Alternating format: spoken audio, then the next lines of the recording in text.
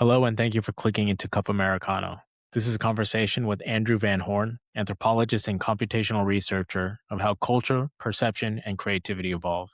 Today, we chat painting and Renaissance workshops, including those of El Greco and Raphael, using machine learning to identify these masters' brushstrokes, from AI's impact on art to cultural evolution and human cooperation. Andrew brings a hybrid STEM and humanities perspective to human cultural evolution. Please welcome with me, Andrew Van Horn.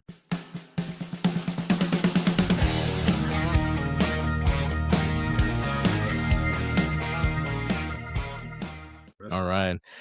Andrew Van Horn, welcome, man. I appreciate you hopping on and making time for this. Yeah, thanks for having me. Yeah, so we got I think your mic sometimes it falls in and out. Sometimes it's perfectly fine, sometimes it gets a little bit Do you soft. hear it? I don't know. Yeah, Do you that's hear me better. now? Yeah, Okay. perfect. There Yeah, you it go. probably That was busts it. in. Yeah, I got Yeah, my full on like customer service center headset going on. oh yeah, the beard gets in the way. I mean, now that you Yeah, mention it, that's it. I'm a mad. You know this. I'm sure you've seen South Park.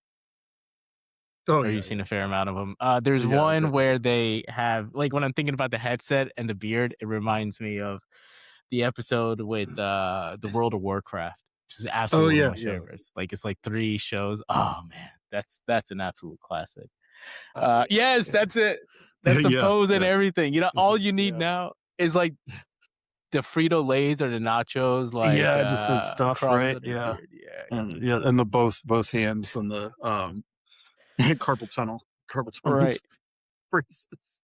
And the Mountain Dew Code Uh, Red. It's got to be Code Red. yeah. Oh yeah, Code Red. Yeah, Yeah. yeah, Oh, yeah.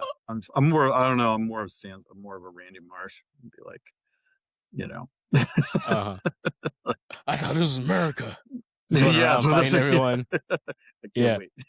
Oh man, I'm a few seasons behind. I think the last season I saw was it was definitely after the Trump election. I think it was 2025. Oh, so I'm only about 1 or 2 years behind. Oh, that's not too bad. Yeah, It's not I bad. just, Yeah. I like fell off from watching it for a while, and then I kind of picked up here and there, like Yeah. just every once in a while. The last time I like watched it real close, I think was when Randy Marsh was Lord, and Mm, like, yeah, that was. I mean, that was good times. You know, my wife and yeah. I actually went for Halloween to like a party as Randy Marsh and Lord. So I was like, had like a big paper, I think paper Randy Marsh mask, and she was Yeah. just dressed Ah, witchy. I don't know. that's awesome. She's like, Yeah, what is wrong with it? yeah. Nobody Yeah. understood what the hell was happening. Like people were like, what is this?" And we were like, "We're Randy Marsh and Lord." And like 3 people got it. I'm like, Yeah. okay. That's it's fun. Like that's an absolute these things the problem is there's so many of them that it's Mm. like it's hard to keep up with all the just amazing tropes that they come up with. So there's like few of them that Yeah. people Oh yeah. will get, For sure. because they've got like I don't know, they're like on season 30, and I don't even know what a classic Yeah. episode is these days that everybody would know. Oh yeah. Yeah. It's like there's been like generations of fans at this point, so you can't even pin down like one that's like everybody's going to be like, oh, like that was a seminal one.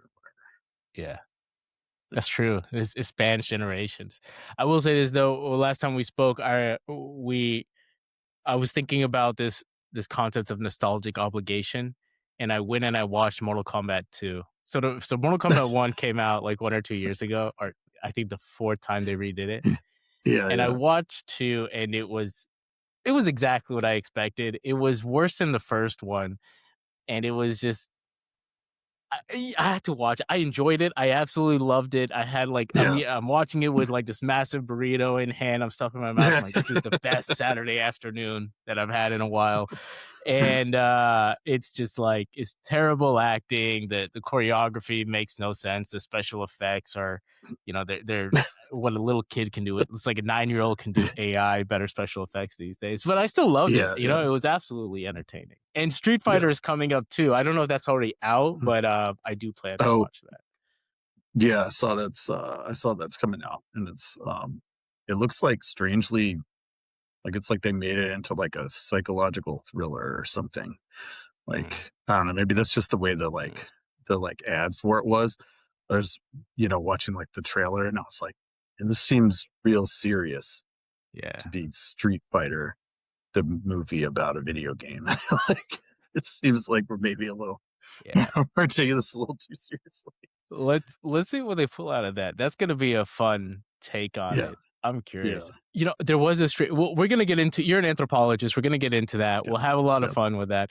But it does remind me of the one video game movie that I actually did like, which was Street Fighter. It's called Assassin's Fist, and it was an independent film. It was I think they spent $15,000 making it, and it was mostly I don't know if they already knew each other, but they were like friends and collaborators and just kind of did this on their free time.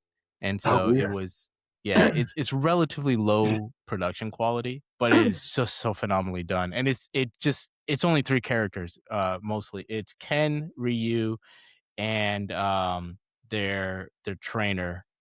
I forgot his name. The guy he turns into Akuma, but before I forgot he turns into Akuma before he becomes Akuma, and it's only those three, and it's like it's an actual drama with pretty good fight sequences, just low production Really? value. Yeah, and it's legitimately good, and you're Yeah, thinking, this is what can be done without a large production base. yeah. Assassin's Fist, Street It's a Fighter. passion project, so it's Yeah, yeah. All right. Speaking of which, I was thinking an awesome place to actually start is with the School of Athens because I got it behind me. Oh, yeah, And yeah. you've done some really cool stuff on classic art. I'm actually going to share my screen here. I've been practicing my screen sharing. Oh, nice. And we're going to start with the School of Athens since I Oh, have a yeah. blurred version. And for the longest time, so I've known of this painting, but I didn't actually know what was going on. So we'll like in the center we've got Plato and Aristotle, and they're so it is by Raphael, 1500s, Renaissance, yeah, yeah, not Enlightenment, yeah, Yeah, Renaissance. yeah. High Renaissance, yeah. All right. And the thing that bothered me was this blot out, this bit that was blotted out. And Oh, hmm. do you know what that is? No. I didn't I've even either. seen this in person. I have no idea what that is. Yeah, I finally like went to the Wikipedia and realized this was initially painted for Oh, the inside of I yeah. guess like yeah, Oh, yeah, it's a stanza. door, yeah. That's the door you walk through. There it is. Yeah, That's where you come from. yeah, Um, yeah, very cool. yeah, it's an amazing, like, I always loved this when I was a kid. Probably in part in this, like I said, I'm aging myself here, but, there's the portion I'm pointing like you can see where I'm pointing. There's a there's a portion there that was on the cover of the two Guns N' Roses albums, Use Your Illusion 1 and 2. And so I just always thought it's over there, like, there's, like, see, I'm pointing again. It's on the right-hand side, like, there's a guy that's, like, has his leg crossed, and, he's, like, writing in a notebook, um, up over way right in the top right corner where yeah, keep going. There he is, right there, you're on him. Yeah, that guy, yeah. So there's that guy and the little guy behind him, and they were both on the cover of that, and I was like, what is this from?" And then I found it, and I was like, "Oh, that's so cool!" Like it's all this big bunch of like philosophers and everything. I thought that was like amazing, and then like to finally see it in person, you know, like many years later, it's insane. I think I didn't realize when I was like young, like that it's like an enormous, it's like a movie screen. Like it is an enormous painting. Like Yeah, those people are practically life size. Like it's bonkers. yeah. I looked up the Um, dimensions. It's something like 15 feet by 25 feet. That's just a yeah, wall, 15 feet by 25 feet, roughly. yeah, it's like enormous. It's crazy, and you're just kind of standing there like in awe of it, like with um, several other tourists. Yeah. They well, Yeah. a lot of these characters in the painting are meant to be like representations of old philosophers and Right. writers. But I don't Yeah. see that little guy, not the little guy, but the Yeah, they're guy not. Nobody crouched. knows who that is, and Oh, I think I Yeah. think like some people have speculated that it might have been like someone in like Raphael's like workshop or something like that. Mm, But okay. yeah, nobody, yeah, there's not like a clear like, oh, it's Yeah. that guy. It's Epictetus or whatever, Okay. so yeah, it's Yeah, weird. they've got a ton of like well-known folks here through Greek history and some of the Roman stuff, even Zoroaster, Yeah. Persian history, Ptolemy. Yeah. Is that Raphael himself? Did he put himself with the greats? Was he just like, Oh I'm yeah. such a badass, I'm gonna put myself in a photo or in a painting of Aristotle. I That am on the was level. that He's was like a humble weird enough that to was put the himself to thing. the side. I mean, I don't know if Yeah, this he's is kinda just yeah, peering out like, yeah, "It's me sneaking in." Yeah. yeah. Yeah, they, that was like a thing a lot of guys did, uh, because like, there's like a couple of different things of it. It's like one is that like,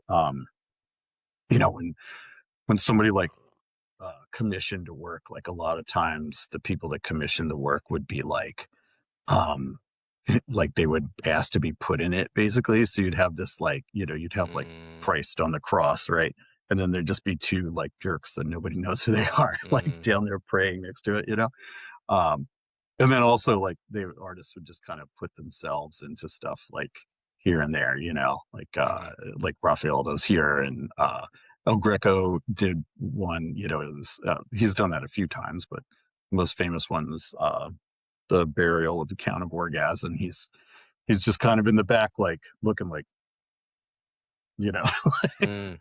yeah. So they would do these kind of weird things where they would just kind of pop themselves in, or put their people in their workshop, or like their son. El Greco put his son in that same painting. Weird stuff. That's that's so it's so interesting to think about this because all right, at the time there was no concept of photography. If you wanted to capture yourself, you had to do it through like a painting or a drawing. And so I guess Yeah. they were how else can you leave yourself in terms of like a mark on the world? It's just Oh it's yeah. a completely. I think that the whole concept of art as a historical artifact is so different than the way we think about it today. I don't know how much of this is hubris either, but we should get into the fact that commissions are a big deal of how the old artists survived. And I was we got to Yeah. get into Greco. I was reading a little bit about him in preparation of this, and I thought he has just a fascinating story, but he does follow the tradition of chasing commissions to get by. But before Oh we get yeah. into like, the story of El Greco, we gotta, let's actually talk some science here. You've got this paper on Patch, or you've done some interesting work on art, and well, yeah, I mean, I wanna hear a little bit about this. Like, what you were looking at mostly El Greco and a couple of his works. You applied some machine learning to it, but what was going on here? What were you looking at in terms of El Greco's life? And I think you were comparing some of the work that El Greco did to some of the work that perhaps his I guess his students or his apprentices were doing in his workshop. Yeah, it's the sort of story of this whole thing is pretty cool. It was a real like uh combined effort of like art historians and uh STEM type people, and me and one anthropologist, who I guess I was sort of the translator. Um, yeah, they had this idea to years ago. It was actually a two postdocs. One was in, or no, two grad students. One was in physics and one was in art history, and they were dating, and they were like, "We want to do a project together." And they came up with this idea of like scanning paintings and trying to see if they could, tell the different artists, right? And eventually, those people got married, and they're awesome. They have a kid now. That's great. That's awesome. But yeah, but they they came up with the initial idea there, and so they did this controlled experiment where they were able to, what we do is we take like a really fine measurements of the height of the paint on the canvas, and we, sort of were able to train, right, a network, a neural network, to sort of assign squares of the painting to the correct artist. That was the first experiment they did. Okay, let, let's Um, let, let, yeah, let- let's get into that a little bit. When you say yeah. assign it to the correct artist, so w- for That people who are that listening, by the image is the way, yeah, for folks who are listening and not watching the video, I essentially pulled up a paper that Andrew was working on, and we've got some images of work done by El Greco, including the canvases. I'll link the paper in the description, but nice. alongside it is a little bit of math and the surface height that you're talking about. So Yeah. okay, surface. Let's talk about what exactly do you mean by surface height, and if El Greco is the artist here, what are you talking about Oh when you yeah. say different So artists? yeah. So what we ended up doing was so the idea was to eventually be able to sort of sort out these workshop paintings, right? So back in the Renaissance, like and what we call the early modern period, artists all had workshops, right? They all had like uh they would pull together like apprentices, right? And they would have like these apprentices and sort of journeymen who would work along with them. And the apprentices would start out, they're just like crushing up pigment to make paint and like stretching canvases and like cutting boards and whatever, right? And like learning to draw basically. And then they would move up, right? And eventually they would be able to, paint portions of the painting. And like every artist had different uh sort of a different management style, right? So some guys like Van Dyke, right, would just sort of let these apprentices sort of paint everything but like a few different little pieces, and they would just pump out works, right? Like they were just like Mm, make paintings, right? They would have a big workshop, and they're just like pounding out paintings, right? Other guys like Raphael. His apprentices were more sort of involved in the sort of putting together the composition of the painting, right? So mm, so they would be like, he would work with them to create, this image, right?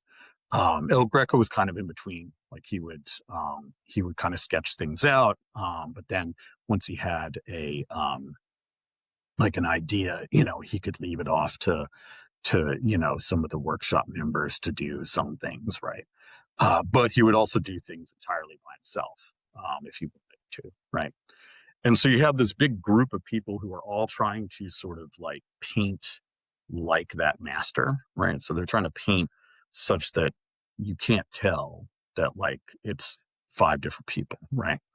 Um, and so there would also be, and this is just a side note, there were also people who were just like specialists, and they would just be like, I'm the robe guy. And like robe guy would come in and be like, mhm. I'm gonna paint some robes. Like, Is this which at is all? Is weird. this at all? Is this like well accepted within the Mhm. art history community, or is this like at all controversial? Because I had no No, idea it's about pretty, this. yeah. Oh yeah, it's pretty well, like, yeah, that's the thing is, right, like we have this as like as art continued from the Renaissance like into the more like modern period and postmodern, right? It shifted from that sort of model, that sort of workshop model, Hmm. into like individual painters, right? So Van Gogh paints every Van Gogh by Mm, himself, right? Like Matisse paints every Matisse by himself. Like they there's a shift away from the workshop into the studio, essentially, right? that's the that's And the that's the Renaissance delving, or the Renaissance transitioning into Enlightenment, where where big art loses its hold on commercial prospects. yeah. Well, yeah, and I mean it's also like a really cool story. It's an interesting story of like, like in the like prior at the beginning of the Renaissance, right? They're considered like artisans, right? They're like people who paint are the same as people who make furniture Mm, and things like that. And they went to great lengths to sort of separate themselves from the other artisans and be like, this is art, like this is fine art. Like the concept of like fine art, it just didn't exist in like 1220, right? Like people who made art were the same as people who made chairs. And so there was a and there's even like within the fine arts, right? Like Leonardo da Vinci uh, called painting like a superior art to sculpture because you don't have to sweat, right? So mm. there's there's an inherent sort of classism in there too. But Yeah, yes, I yeah, would also think, like, even, I mean, even now when I think about, uh, a art versus, say, something like furniture, ah, it's more practical in a sense that, I need a desk, I need a chair, I need a table.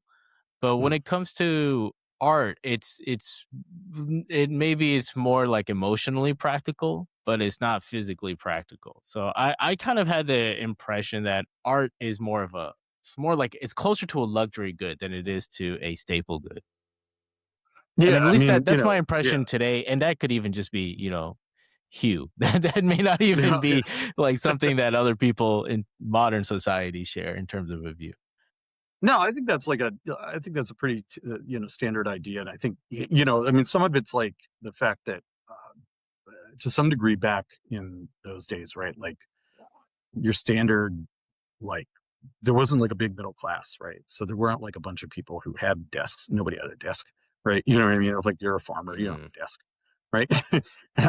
And so even desks were like, I mean, ornate, right? And had like, if you watch these, like I'll always get these like Instagram videos where they're like, here's a desk from, 1650, and it's got all these like secret compartments to I don't know, put whatever the equivalent of dope was in, right? Like there is like secret compartments and like all kinds of they've got the crazy stuff popping frogs. out. They've got the Yeah, right. frogs that they've, like, got in the garden, the DMT frogs. Yeah, just Yeah, like, oh, look, you want a frog? Frog, yeah. anybody? Yeah. You Um, wanna lick of the frog? you want to lick? You want to lick at the frog? Yeah, they hadn't brought tobacco back from the new world, quote unquote, yet. So they were like, oh, Mhm, frogs. Yeah. So like things were ornate. Shit was ornate. And it was it was a real like investment of time and talent, right, to create these ornate ornate furniture, and that persisted, I mean, for a long time. But the the sort of philosophy or the sort of theory of art, right, like um that was the aim, right? The aim was to make it like that painting is doing something that is above and beyond just like decoration, like that it is showing us something about the world and about the like uh you're learning something about the world, like it's showing the world um as it is, or it's showing the world through the lens of like this perfect sort of mathematical ideation, right? And that was there's a lot of debate about those kinds of things too. But yeah, so that was the whole point, was sort of to elevate it above these other things. And so eventually that sort of won out. And at the same time, it sort of that was part of what brought us into the world of like, the artist is a person who is like an individual who's creating these things that has like ideas that they're putting out, right? mhm, Instead of like they're creating something, um, for consumption. Like mhm, they're putting their heart and soul and their ideas into this painting. And then eventually, and that gets turned into more and more like that art, like visual art, is about ideas instead of like representing the world or representing a particular story or a picture or something, right? So, or a particular sort of image of a place. And so you start getting into, like Kandinsky, and you start getting into, Mark Rothko, and like, what is the idea of art? What is it to, the meaning of the mark or whatever, right? Like the brush stroke, what is it? Right. Mm, And so, yeah, and so that breaks down into a very like, it breaks it, it's sort of the sort of decomposition of art into like really like specifically ideas, like we're talking about ideas, and then you eventually get to like relational aesthetics and that sort of thing, where it's like we have a broken mirror on the floor, right? mm. And next to it, like next to a coat rack, and it's like, that's, what does that mean, right? And so the things that you think of when you think of like the most like outrageous, like uh uh contemporary art, piss Christ and that sort of thing, right? Yeah, which or a is banana which on is a a real, wall for like yeah, banana on the wall, 130K. banana Yeah. on the wall thing, yeah, like I, that kind of, the shark that's cut up into pieces, which is like, I think is great, but like, this is where I think it's interesting. Like a lot of art is subjective, but when I think about for a long period of time, art was sort of the only way to capture historical instances. But even so, we were just looking at like El Greco, the baptism of Christ. He drew that 1800 year, or not 1800. He drew that, what, 1500 years after Christ. And yeah, the school of Athens, he's drawing a picture of Aristotle. That's nearly 2000 years before his time. yeah, That's like us drawing a picture of Constantine. It's about 2000 years. It's about yeah, that delta is about the same. But yeah. this was also the way they would capture landscapes. And one of my favorite periods of artistry was the Dutch masters. They did Mm-hmm. all that oil stuff in the 1600s. And what I really liked about them is they got to a period like Vermeer and Jan Stein were doing things where it was capturing everyday boring life. It Right. was people inside of their home cutting up food. It was people sewing their clothes, and it was Mhm. all oils. It was very vibrant colors it was dark and vibrant, at least the stuff that I seen. Yeah. That I remember in the Met in New York. If you walk in and you go to the left, you end up in the what do they call it? The golden painters, or the gold period or Like the something. the golden age of, I Maybe don't that's know. what it was called. This is, you found the hole in my our historical knowledge. Ah, man. Oh no, it was just the You Dutch did it. master. Sorry, it was just the Oh, it Dutch does masters. matter. There's Oh, no okay. gold Yeah. there. There's no gold there. I don't know Okay. why I I was said like, gold. I think I said gold because what are you talking about? in my head I kind of put it all together. So the Spaniards were in Dutchland, and they were Yeah. also in South America. And in South America, they're There getting a was a ton of lot of, gold. yeah. Yeah, so for me, it's like, okay, yeah, gold are all of that is all Yeah. related. So Yeah. I make up stuff. Spaniards. It makes sense. Yeah. But I love that period. I loved it because it was like, if you don't have a camera in the 1600s, how else do you capture that period? And I love the way they did that. So for me, art and history are really two things that go hand in hand. And Mhm. I don't remember if we spoke about this before, but I this might, I don't know if this is gonna irk you or not, but for me, like the sort of end game of paintings came with hyperrealism. I think they sort of perfected that in the 50s and 60s, and that's where you draw like a teardrop, and you Mhm. have all the glistening, all the reflections, everything there, and you look at like a hyper realist painting, and it looks like it looks like photography. Yeah.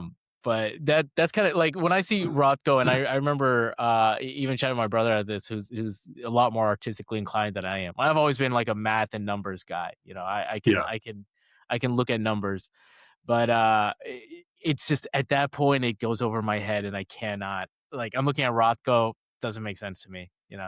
It's way above any of my creative imagery. I guess I guess I'm left-sided in my brain rather than Yeah. right-sided, so it doesn't click at all. Yeah. Well, that's the thing is, this is always a thing to me that I think is really like integral to like the project that we did with El Greco and everything like that. Is that there's this idea that like you have to sort of engage with art in that sort of strictly humanities sort of way. And I sort of get it from both ends. You know what I mean? Like I sort of get like I understand like the humanities way of looking at it, but I also understand like the STEM way of looking at it. And the thing is that like if you look at all of these things like from a STEM point of view, like it becomes really cool. Like it's a there's no wrong way to eat a Reese's, you know what I mean? There's no wrong way to look at a painting. Like um and that's I think there's a a way in which you can look at it from like a STEM or a sort of mathematical even perspective, um, without necessarily like digging into like the really theoretical aspects of it. It's a way of sort of understanding like thinking about Rothko as maybe not like his specific idea or what he's trying to portray, but rather as like the culmination of like a whole long historical process by which like we get to that kind of thing, right? To that kind of like, let's try like painting color over color over color in this one band. You know what I mean? Mm, And so like, there's a lot of different ways to look at paintings that don't necessarily have to involve like the idea, which is what they, I think uh, I love art historians and I want them all to understand that I love them very much before I say what I'm about to say. But you can't gatekeep people from looking at things in a STEM way. And there's a lot of mm, cool ways to look at things that don't involve that idea. Like it doesn't mm, have to involve like the idea of what the artists themselves or how it moves you or something like that, right? There's other ways to understand it, like the brushwork or there's just different ways to think about it psychologically instead of emotionally, right? mm, Like there's a whole lot of ways to engage with, and that's what I would say. I talk to a lot of people who are like, this X type of art kind of goes over my head or whatever. It's not over your head. You just engage with it differently. mm. You know what I mean? Like, Yeah. and people have told you that you're not engaging with it the right way, but I guarantee you have a way to engage with it that's just as valid Mm. as any other way of engaging with it. So that's my that's my big spiel. That's No, my big soapbox. it is interesting. There's a lot I think to say about the evolution of art and where it comes from. I've been to Barcelona and I ended up going to Nice. a Picasso museum, which I was not. So I've seen his cubism stuff. I've seen I think it's called La Guerra or something. I saw that Uh, in Madrid. yeah. Yeah. Right. Guernica. I saw Guernica in Guernica. Madrid. Yeah. Yeah, massive.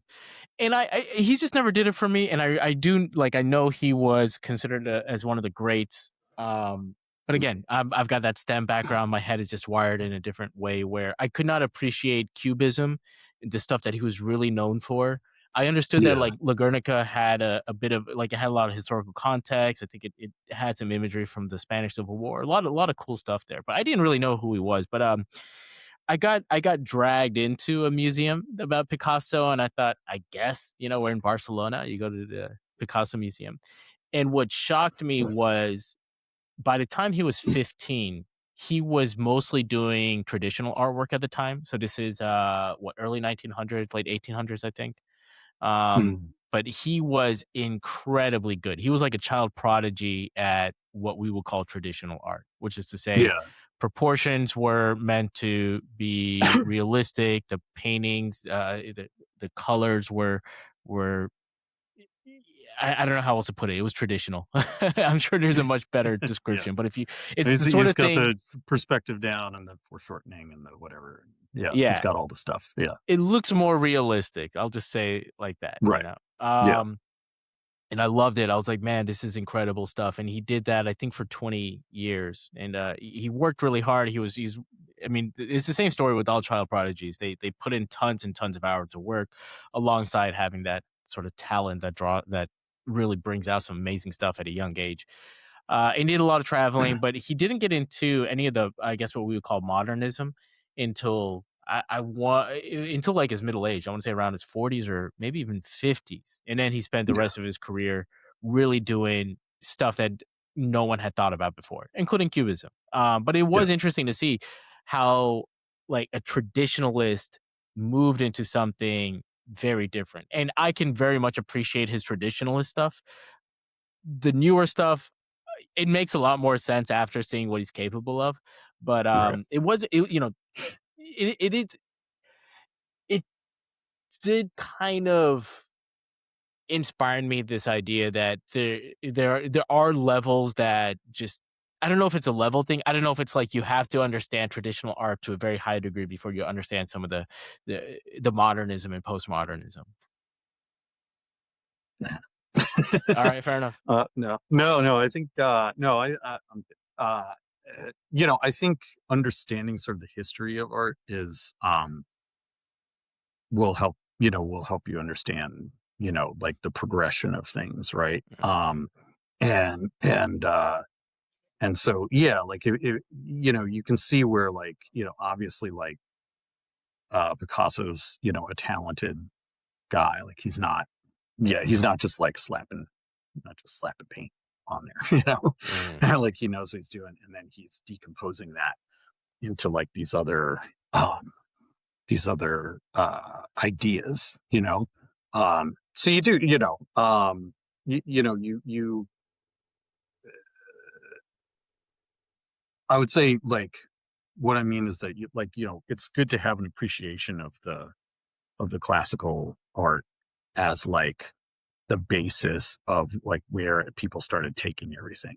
It's the same as Mhm, like, you know, um, understanding like, the blues, right? Is where mhm. like stoner metal comes from, right? But I By you, the way, I can't help but notice that resonator you got in the back, and I'm just thinking Death uh, House, or Sun House with Death Letter. yeah, exactly. Yeah. And Yeah. like, I'm not like, like, I'm not like a big time blues fan, right? But I understand the history and how like it progressed into rock and metal and rap and funk, right? Mhm, Um, and so like yeah, it's important to like it is. You're correct. It's important to understand the history of those things. But like I said, like I think you can engage with. It's possible.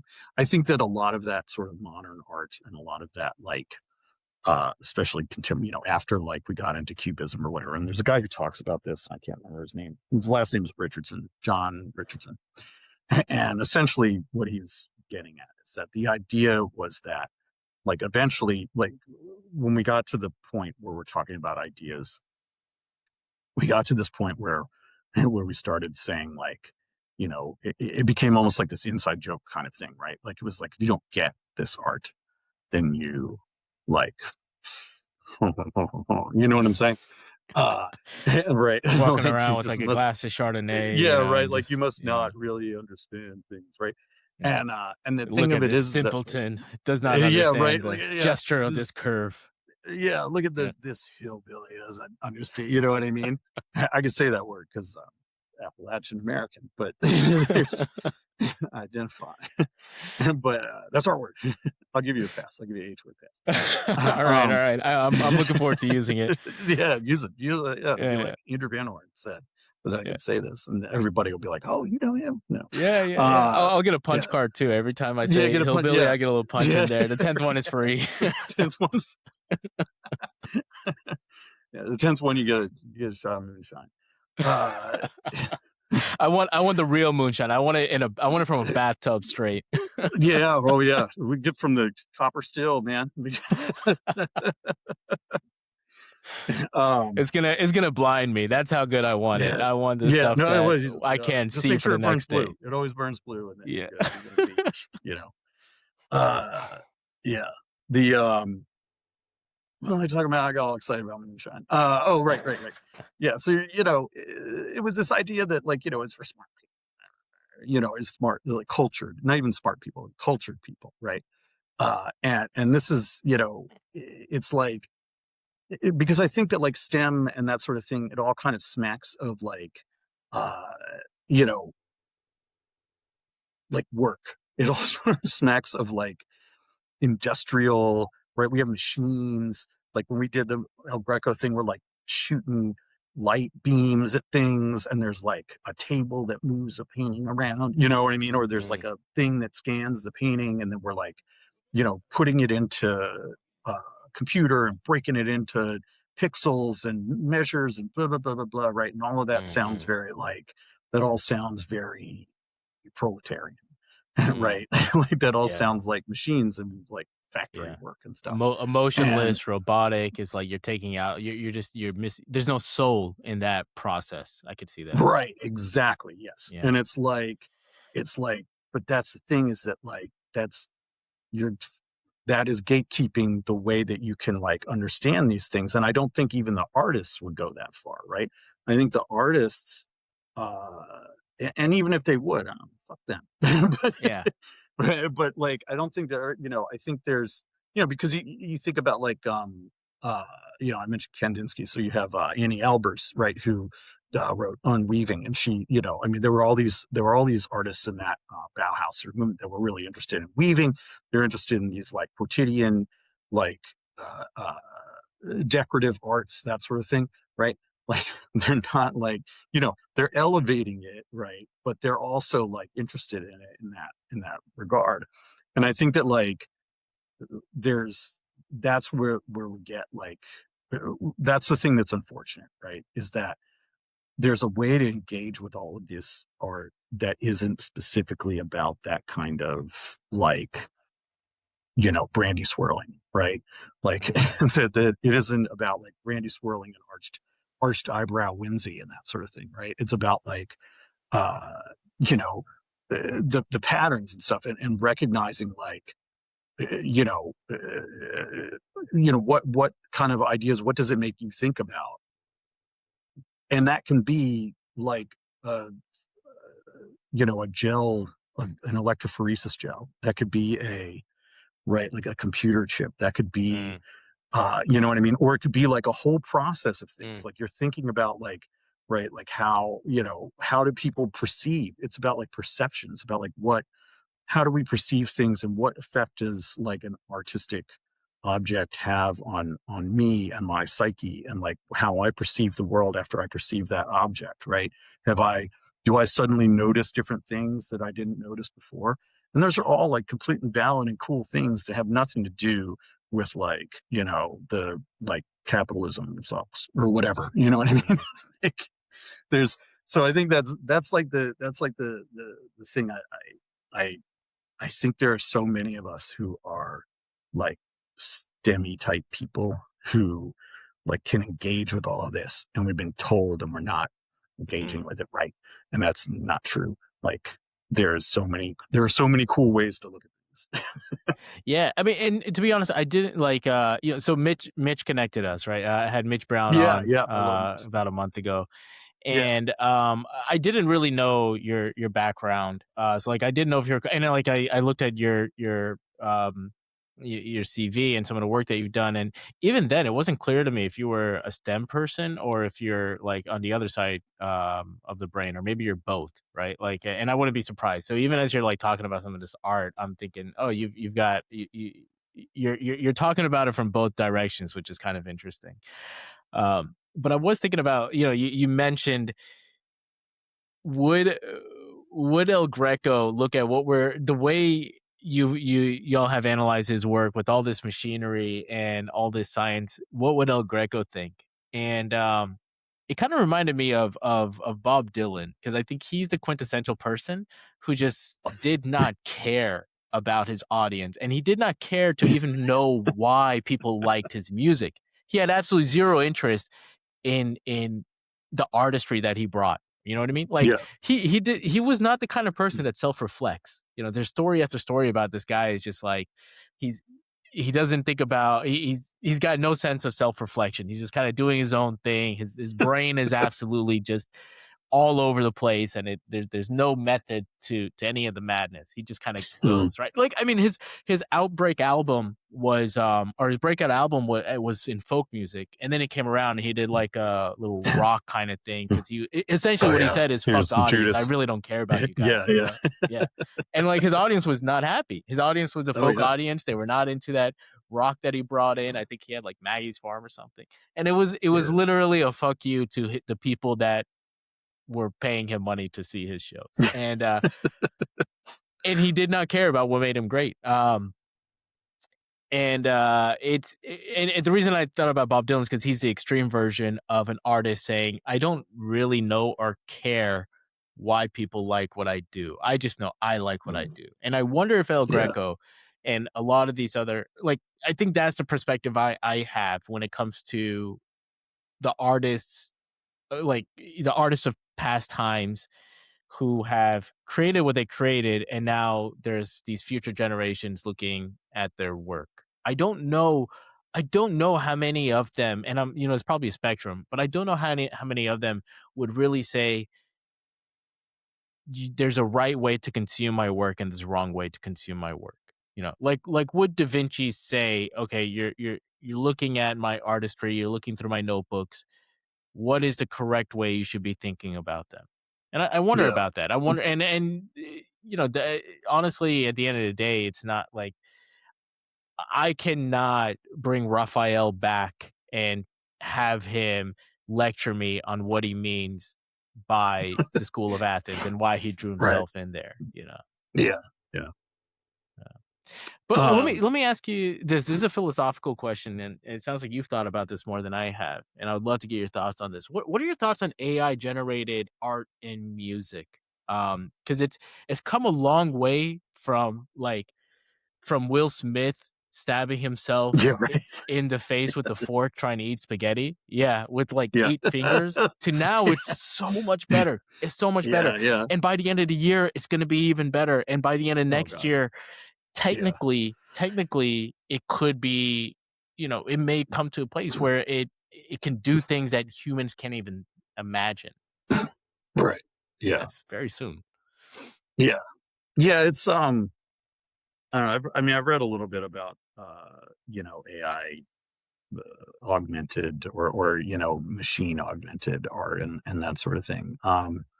And, you know, it's there's this kind of idea where, like, I mean, there's a few things. One is there's this idea that, like, um, people are like, why does every AI like have to write? Why are AIs writing poetry instead of like doing the laundry, right? Which is one of my favorite things. Yeah. And I'm like, the thing is that AI has to write poetry before it can do the laundry. Like, this is the funny thing, right? Is that Yeah. Are you like speaking technically or philosophically at this point? both really? Like, like, you know, the process of doing the laundry is so, like, I mean, first of all, it's an embodied process. You have to have a fucking robot, right? Mhm. You have to have a body, like, it's an embodied process. um you have to monitor when things are, when you're getting low on underwear, and, like, and you got to split the things up into the different, like, I don't do that. I'm dumping them in there, but my wife, right, is like, the whites Mhm. go in with the whites. And so, right, you got to do all that sort of stuff. And it's there's this idea that, like, art is so, integral to what makes us, like, human, right? And so to be able to create a story or to be able to create a poem, right? Like, there was that study where AI poetry was better than human poetry or whatever, or I didn't people know liked about. it I didn't know more. that was. Yeah, yeah. There was a study where they generated a bunch of AI poetry and then they compared. They had people like rate the poems, and the AI Oh, poems are rated better, right? wow. And yeah, there's a million reasons why that have to be right. Like it just AI is exploiting a thing.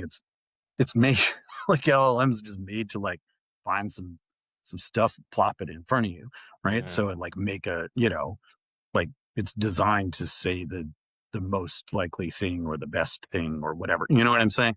Like mhm, it's it's not um it's not speaking from some like experience or whatever, and so it doesn't have the idiosyncrasies that a human has. It has gobbled up all of the poems ever and is like, here's what poems do, right? mhm, Here's some plops for you.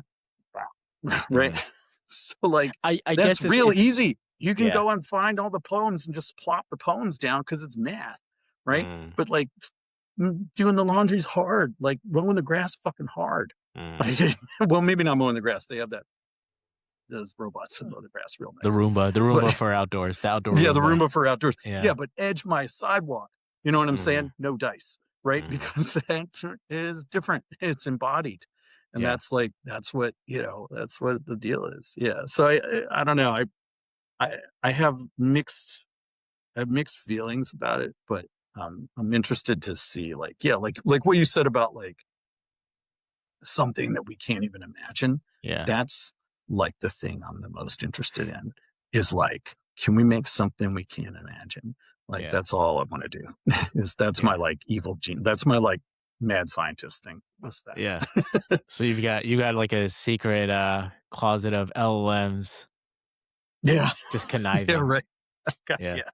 My secret closet of painting generating.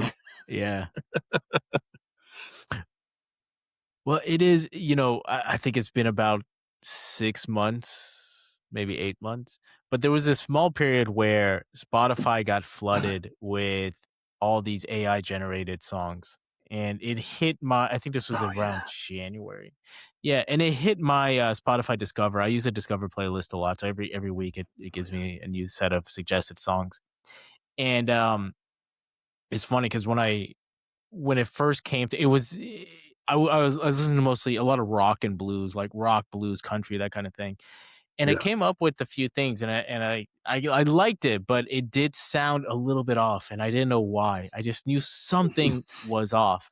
I looked it Yeah. up, and I found out, "Oh, hey, these artists don't exist, and, this is just kind of a flood that suddenly Yeah. happened."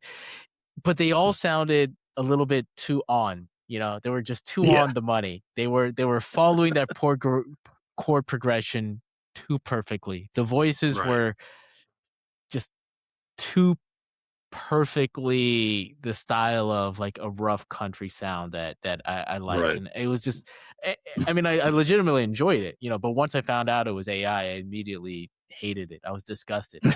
I don't know if I was disgusted with me because I actually liked it. I don't know if it was Spotify for giving me what I'm calling fake music. I don't know if it was like the person who generated it, but it was just an overall feeling of disgust and unhappiness. Yeah. But I'm also, this is subjective. I'm also of the mindset that I mostly listen to music that has some sort of analog to it. Or like it can be played in analog. So it needs a human Mm, player. So a lot of songs that right. are created with synthesizers, I don't really like. Songs Uh, that require um a heavy amount of like production, it really doesn't do it for me. It's got to be something yeah. that I could see on stage with just musicians playing with acoustic instruments. I mean, I like a lot of Mm, electric stuff, but those, if you just replace their electric machines with acoustic machines, you can still get some. It's crazy how amazing that works. I mean, MTV did an yeah. entire Oh series yeah. on this. Talk about dating Yeah. yourselves, right? Yeah. So Right. MTV Unplugged. A lot of times it was renditions, but Yeah. sometimes it was almost literally just saying, "Hey, we're gonna replace your electric guitar with an acoustic guitar, play exactly the same thing," and it's just insanely good. Sometimes it's bad, Yeah. Yeah. Oh yeah. but one thing I was thinking about too is I kind of go back to have you heard of AlphaGo? Do you remember AlphaGo? So okay, so there's this game called Go, and maybe Oh, chess is in right, between. yeah. Oh, yeah, yeah, yeah. Yeah, Yeah. Yeah. yeah. I know what you're It's talking about, been, yeah. I think it's been 8 years now. I think the documentary on AlphaGo was really, it could have been a full decade. But it was machine learning, or essentially learn statistical computer algorithms learning how to play Go, which is like it's kind of like chess in a sense that it's a strategy board game with perfect information. Yeah, Um, it's very complex, I think, in terms of the number of combinations of states is orders of magnitude higher in Go, which isn't ooh, to necessarily say it's a more difficult game. They're both hard in my opinion, but yeah, you can't. But Go was essentially solved by computers around 2016 to 2018, where a right, top Go player in the world s- struggled to beat the Go machine, AlphaGo or AlphaGo Zero, and it just right, got better and better. But the game kept going, and I remember the documentary was awesome because at one point in the documentary, near the end, they asked this top Go player who played against a computer, and he lost. You know, I think he lost 4 out of 5. They asked him how he felt, and he was obviously, like bummed out. It was a high profile risk that he took. But he yeah, said this was awesome. He said the machine played one move in particular that was so strange to me. And I thought surely it was a mistake. It was so strange. I've never seen it before. It was odd. It messed up, and I had a feeling I was going to win that one. And at the end, he lost, and his outcome was actually very positive. He said that was an experience to learn from. He was like, "That was awesome. It yeah. brought something new to the game that did not exist before." By the way, I hope I say his name right. Carl Magnuson, Carlton Yeah, Magnus, yeah, the Carl Magnus Magnuson Carl. sounds right, but Yeah, he'll the chess he'll player. forgive us. Yeah, the Yeah, chess player. he says something very similar, and he's for a long time he's the number one rated player in the entire world, proven multiple times. And he said the same Yeah, thing. Like computers have beat human chess players, I think 20 years ago, if not longer. And he pretty much yeah, said, "Yeah, I used the computer for ideas and experimentation and testing and learning, but I'm not going to beat it." And he's just, I guess he grew up with that. So it was never a concern, and now it's happened in yeah. AlphaGo, and I don't know, man. Maybe it's gonna happen in music and art.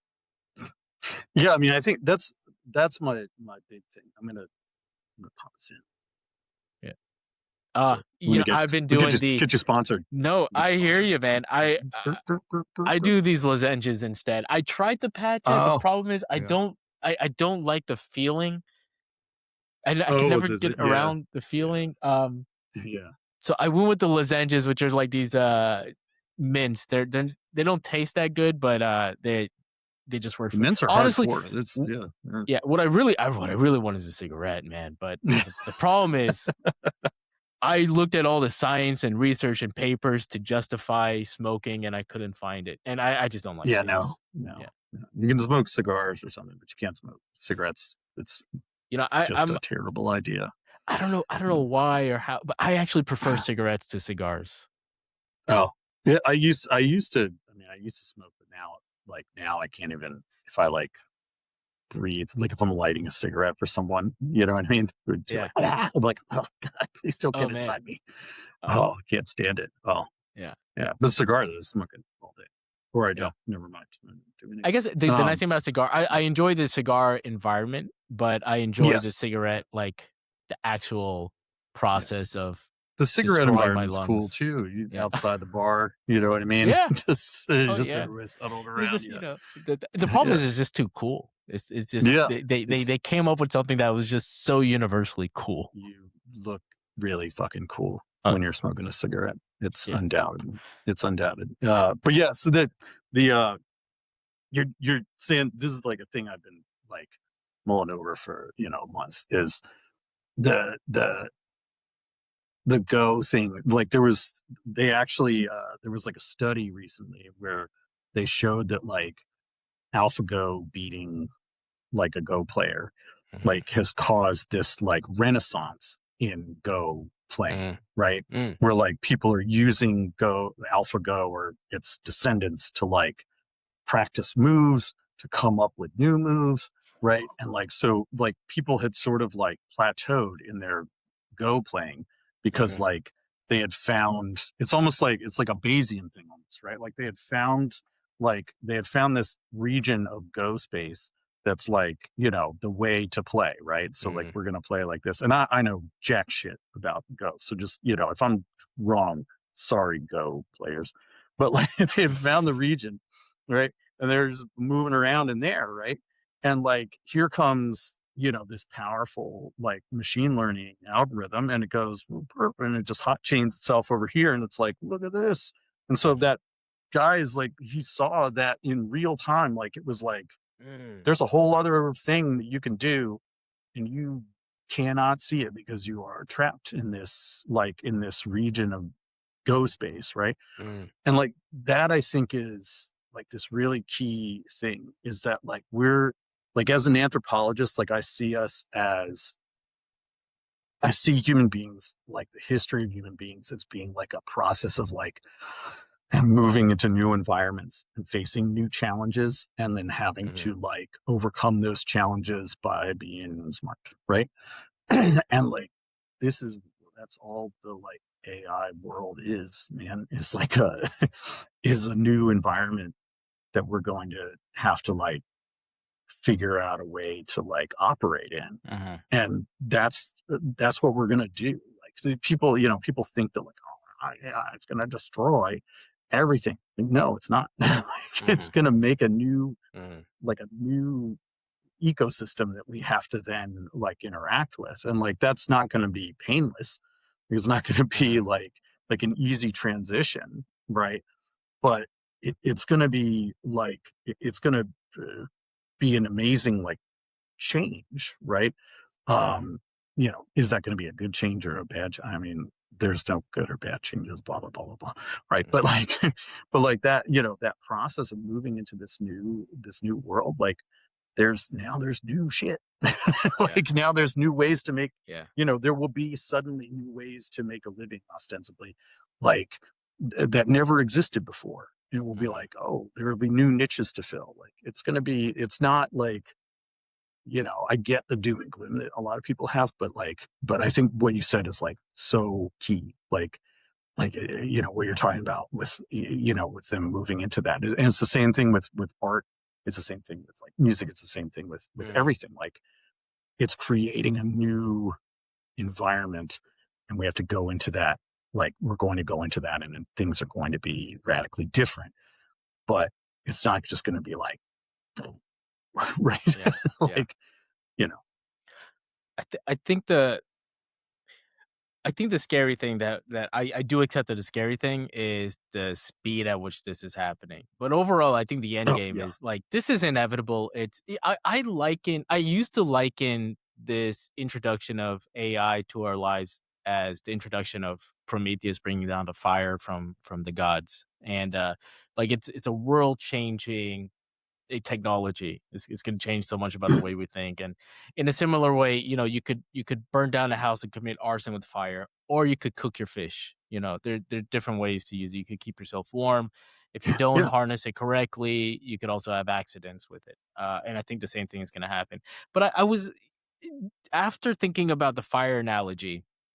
I then thought, oh, maybe calculators makes more sense. But I finally came to I think the analogy that I think will stick, which is the advent of AI and the introduction of it to our lives. It's most similar to the introduction of electricity to our lives 150 Mm. years ago, No. which is like we Mm. didn't at the very beginning.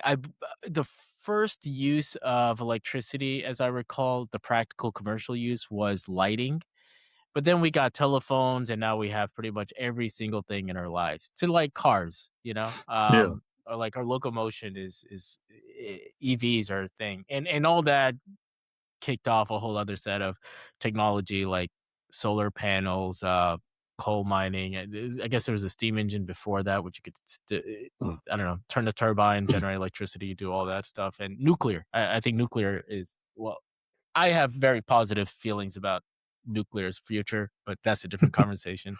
Yeah. Um, but I do think AI is one of those things where it's like we don't know the ramifications of it yet, both positive and negative, but it's here, and avoiding it is not really gonna help. It's like learn what it is, harness it, and make the most of it. But there's gonna be some amazing stuff that is just gonna come out of this.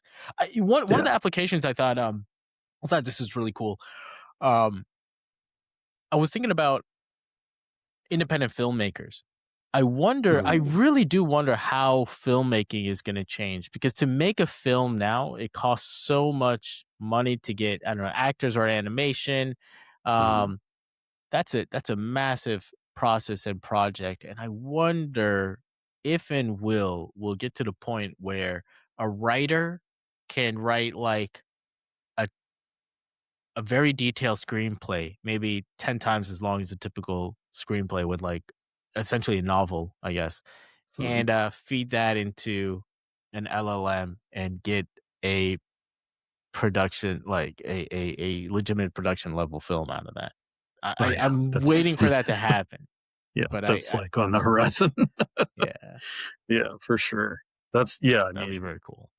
yeah, I think that would be awesome. I mean, I think, that's one of those things, right? It's like you're gonna see, like yeah, there's also gonna be like a proliferation of content, um, like, like we've never seen like, we've already had, like, the proliferation of, like, video content, like, just from social media and then from the introduction of AI into social media, and then, Mhm.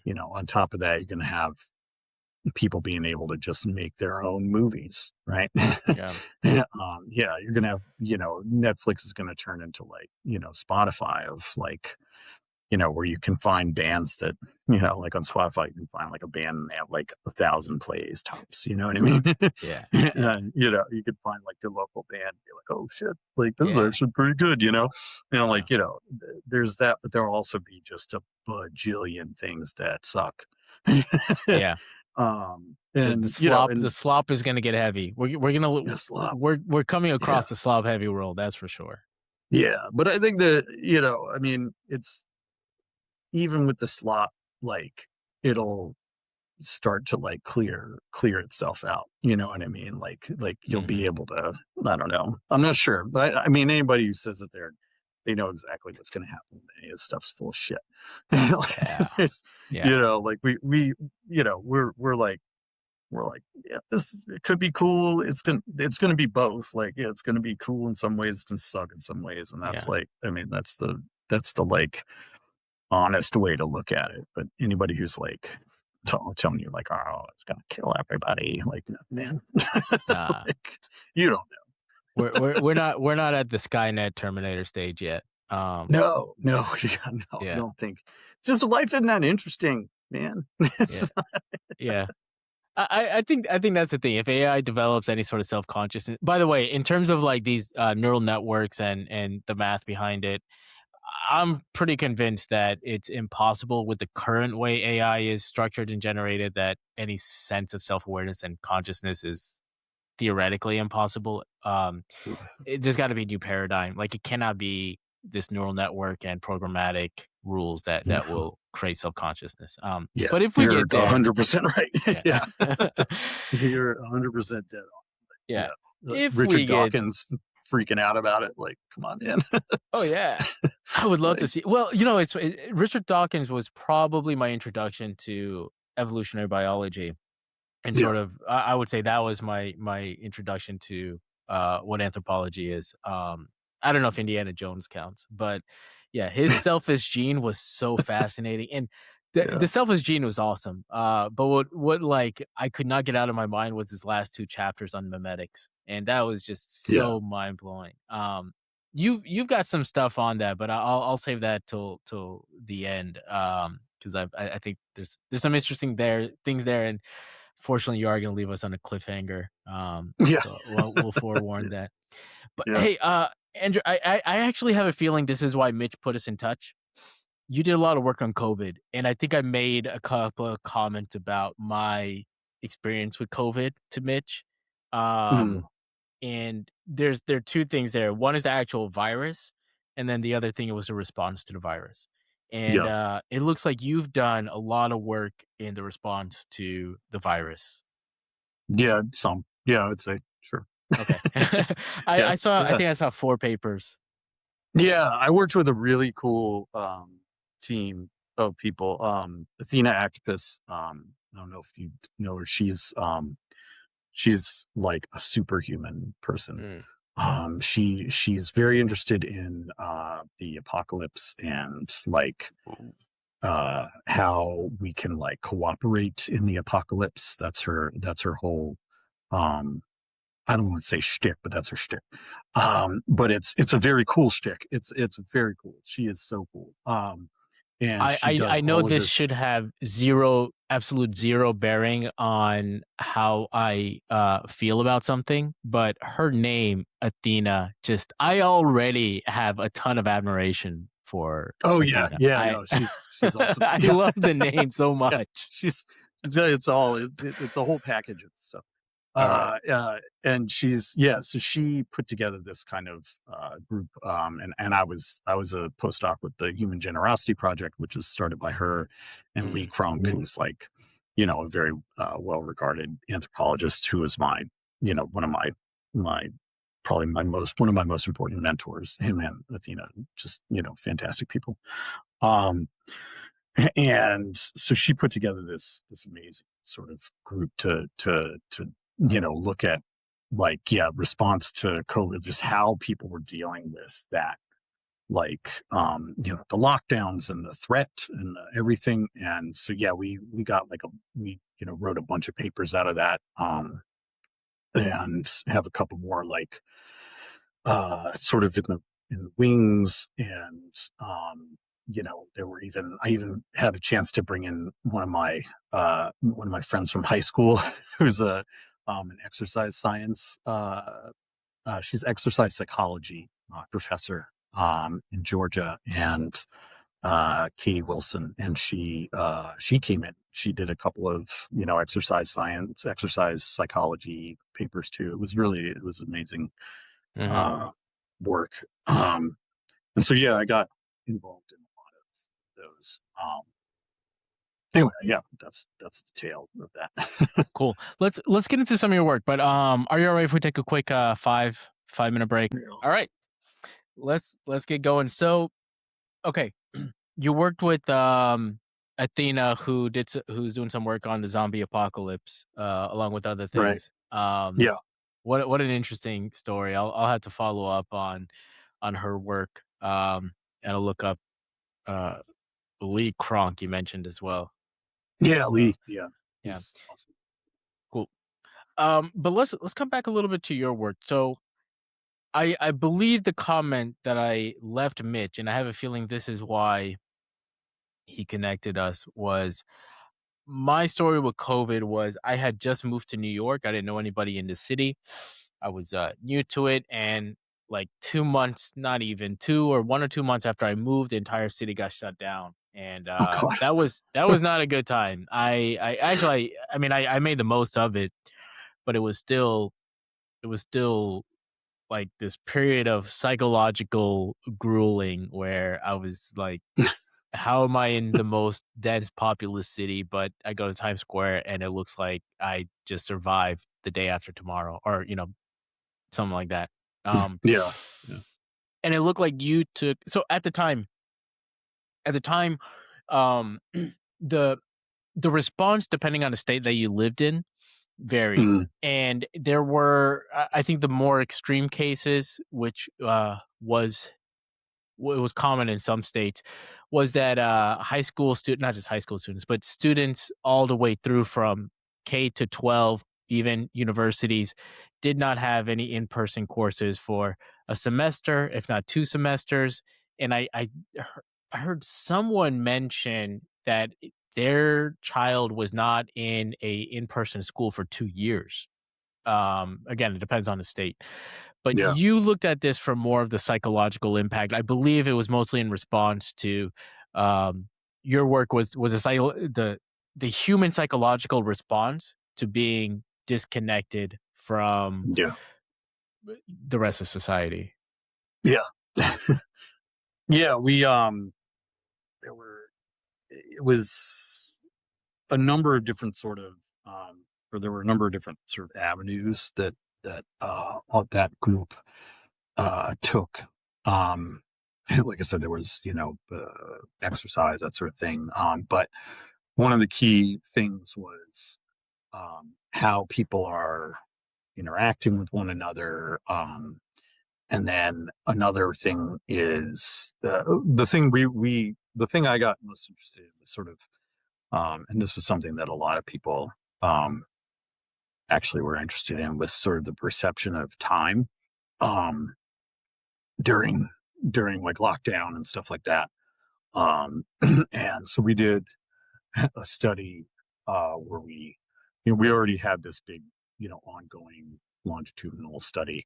And so we looked at like how people's sort of feelings of like boredom or like feelings of like fear about COVID and that sort of thing, how those things were, uh, impacting their, feeling, or their subjective experience of like time passing by. And we found some kind of interesting things, mainly that people's fear really, like if you were like afraid of COVID, things really things really like your perception of time changed pretty substantially.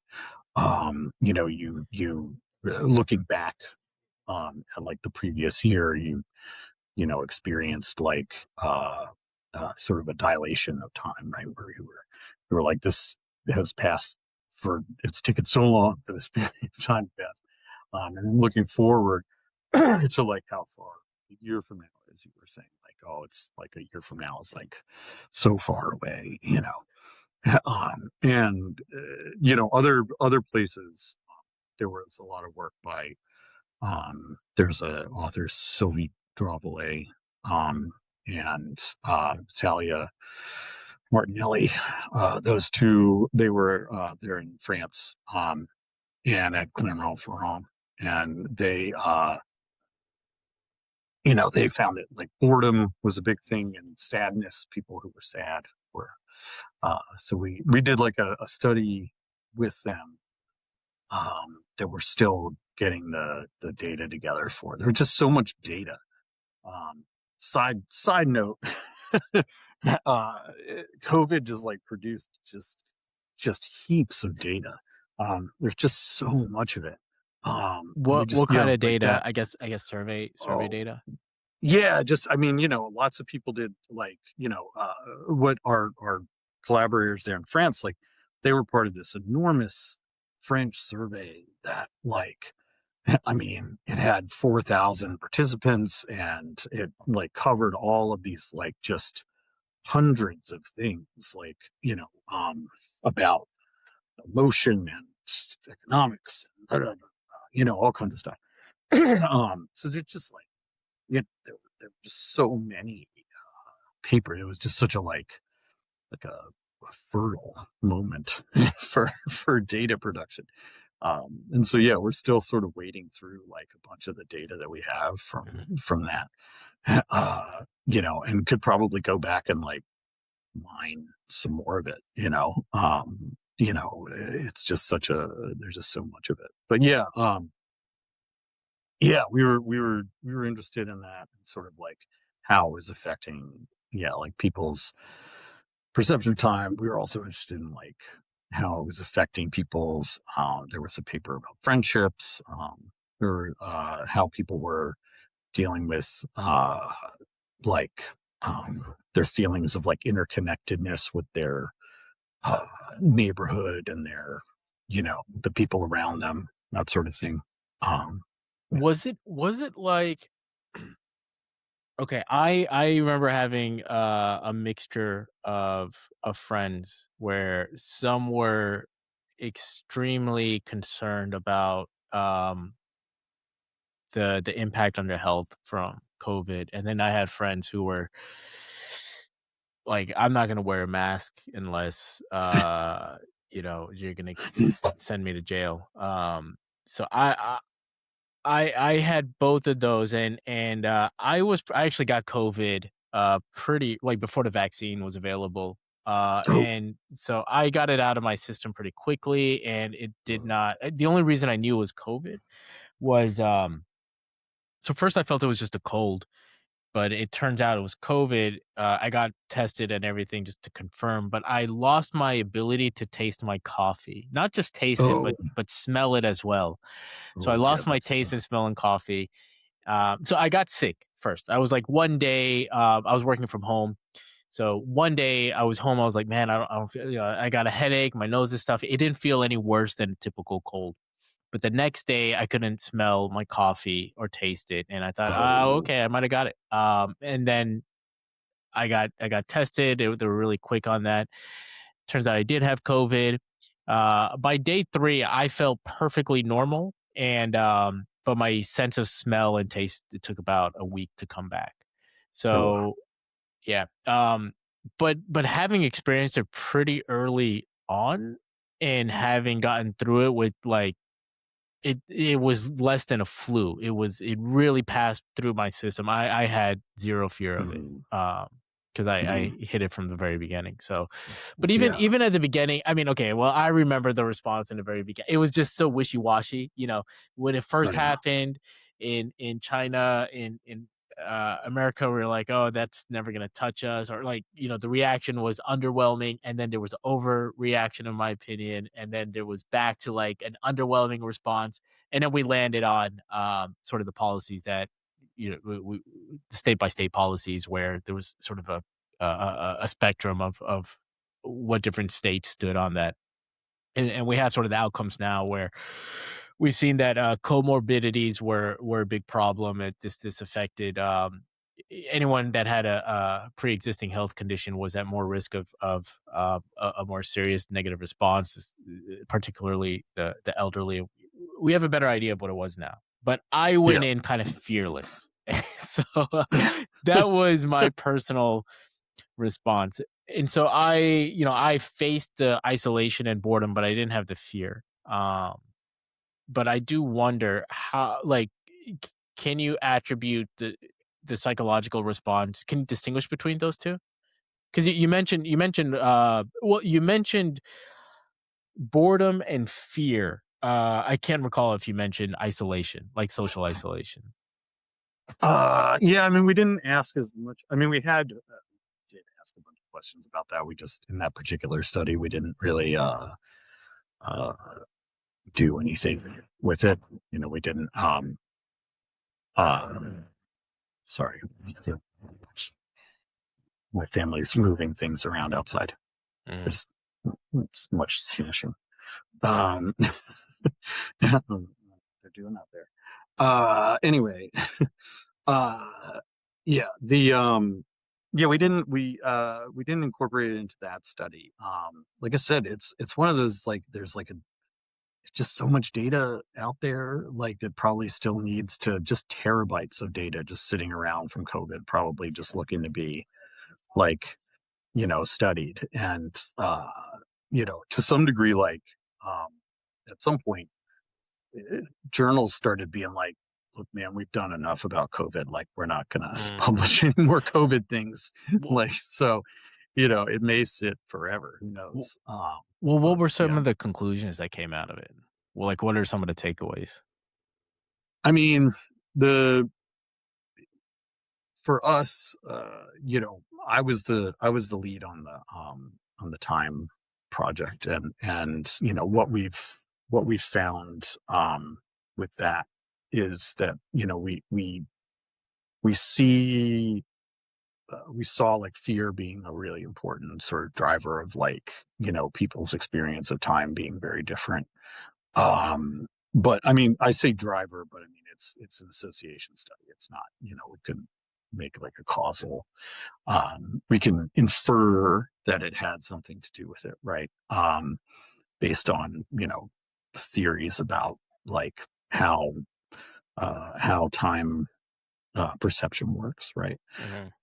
But we also, and this is something we found in more recent studies that we're still working on publishing, is that there was, and there was this was also something that came up across the literature, was that there were a lot of very different experiences across like nations, right? There were studies that were like, there was a study in Argentina that didn't Mm, necessarily like, replicate what was found in France. We didn't, or it replicated what was found in France, but it didn't entirely replicate it. And then, we didn't find the same thing that the French found, and we found much like more reduced sort of effect.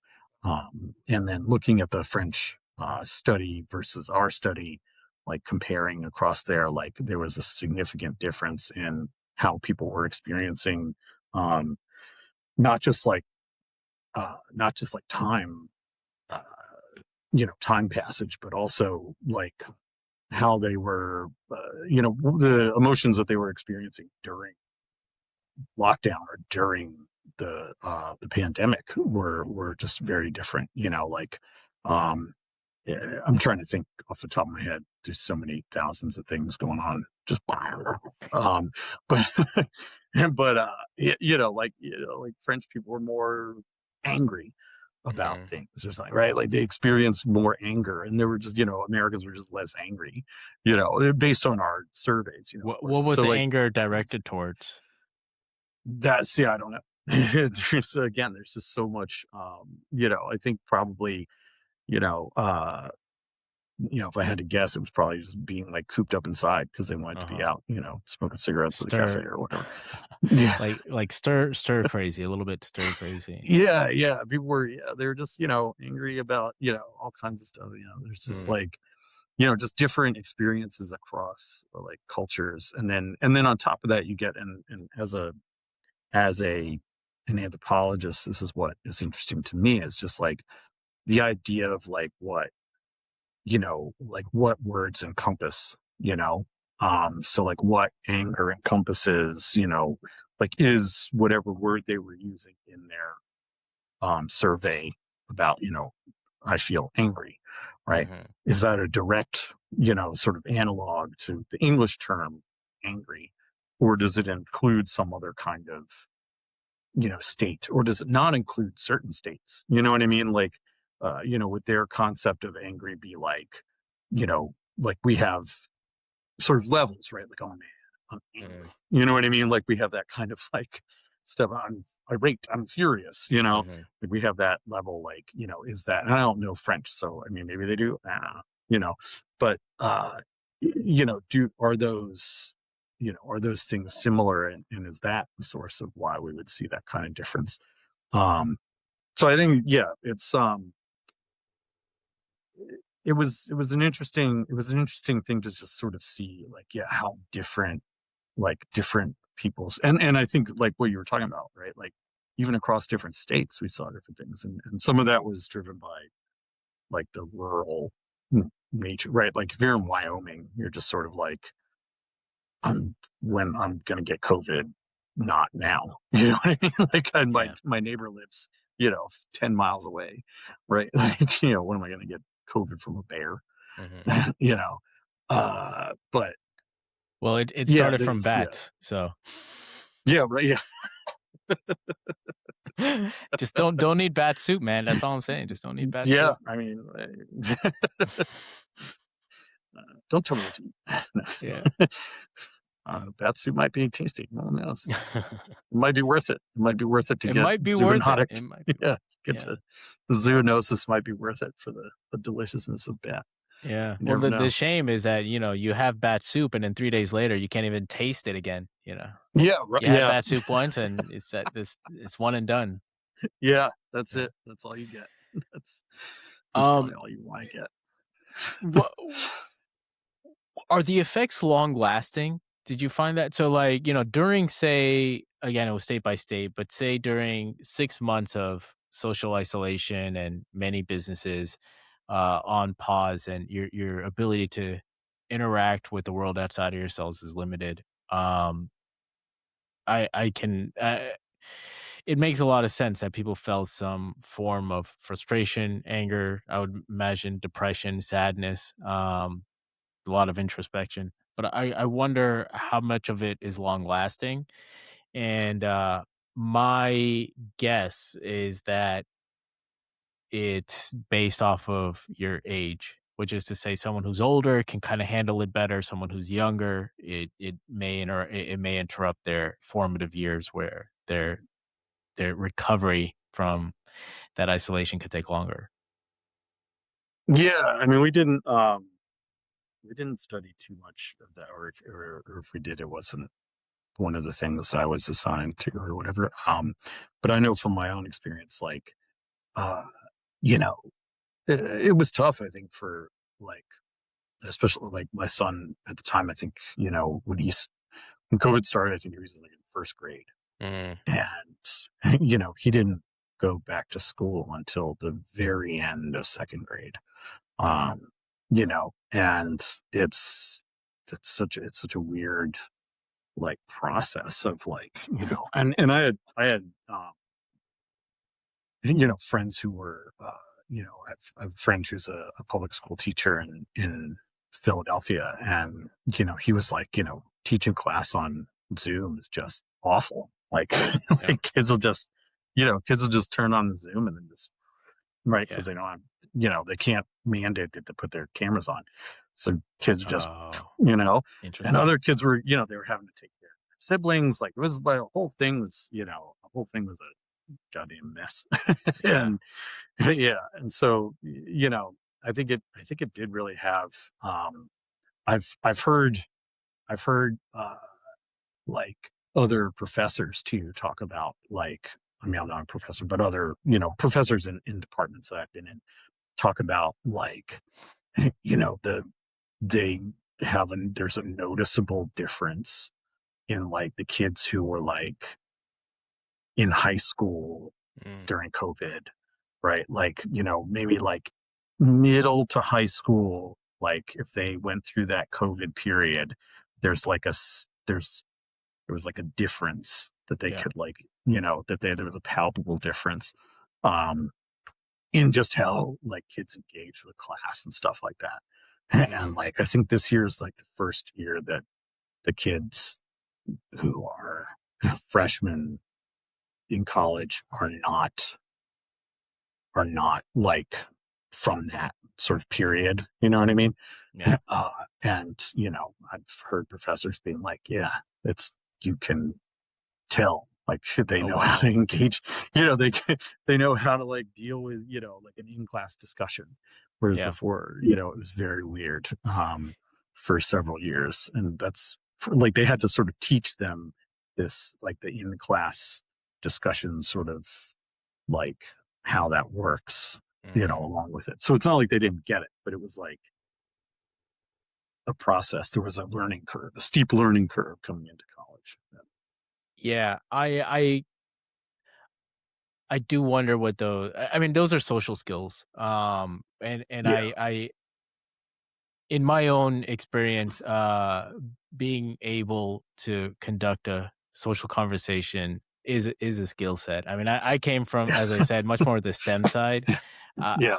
I my EQ was very low, and my social skill set is something that I had to actively work on. I had to.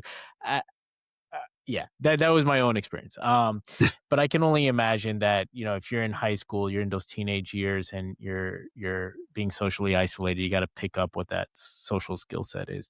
There's so much to think about in that time. Well, here's the thing. It's one is the effect of is like the lockdown effect. The other thing is also we are in such a digital age that I think you and I have both crossed that boundary where we lived in the pre-internet and post-internet age, or at least enough of the Yeah. pre-internet age, um, where we like, remember making phone calls and okay, so this is awesome because I think the current generation will never know what this is like. This is a forgotten experience. You remember back in the day, you got a girl's number and you wanted to call her, but you were so scared her parents are gonna pick up, and that's just a part of it. Oh man, yeah.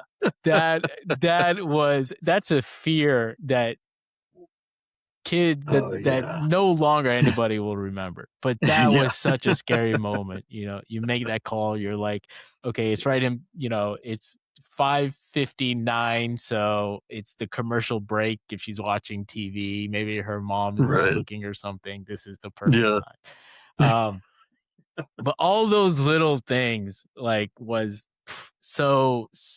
that's part of the social skill set is to like think of, I mean, maybe not consciously think about all those things, but we're now also in a digital age. So I can only imagine that as both of those things combining together is only going to make it even harder to adapt and to figure out how to conduct yourself in groups in a way that's, you know, beneficial to everyone. I also, Yeah. so I went to UCSD for my undergrad, and I saw something that it picked up a little bit of steam on the news some months ago, which was that particularly for STEM students, they had to supply significantly more remedial math courses than they had in the Oh yeah. past, and I don't know if this is. Like the root cause of this is still an open question. I wonder if it's well, a couple things. I wonder if that's reversed because, as you mentioned, we now have a freshman cohort that, at least in high school, did not experience COVID lockdowns. Yeah. Um, the other issue, and this is a separate one, which is grade inflation, which is Right. just the simple idea that more people are getting like to get an A today is easier than getting an A 10 years ago, which is easier than getting an A 20 years ago. Like when I went to grad school, I Yeah. remember my advisor, he went to I forgot how he worded it, but he went to Caltech and he said, Uh, "Yeah, I went to Caltech when that actually meant something." I was like, "Oh shit!" Like, take the gloves off. He was like, yeah. "Nowadays they just give A's to everybody," but he was like, "Yeah, when I went to Caltech, Yeah. it was a lot. Many people didn't pass Caltech when I was in Caltech." Oh man. I Yeah. miss my That advisor. I sounds haven't about I right. haven't thought about him in a while, but yeah, he's this genius mathematician, like very Yeah. slim, um, Greek guy, like very small frame, but a Yeah. booming voice and Oh so, really? so intelligent. Yeah, yeah. Oh Yeah. man, I miss him. He was great. Yeah. But this was like 10 years ago and he was talking about grade inflation and I think it's only Oh yeah. picked up. So Yeah, yes. it's gotten pretty out of control. And then you have on top of that, like, I mean, the UCal system got rid of like SATs and ACTs, right, for like a Mm, while. And I don't know, have they brought them back? I Have think they they brought that do. back as a thing? Oh, I okay, think they yeah. did. I'm Because not yeah, sure. I I think think that they did was though. yeah. So you get the Yeah. combination of all of those things, like, Yeah. and there you go. Like, you're going to have to teach remedial math. And I mean, I can't talk a lot about remedial math. Like, I I didn't go past algebra 2, man. Like, Well, it's what's interesting is I yeah, go ahead.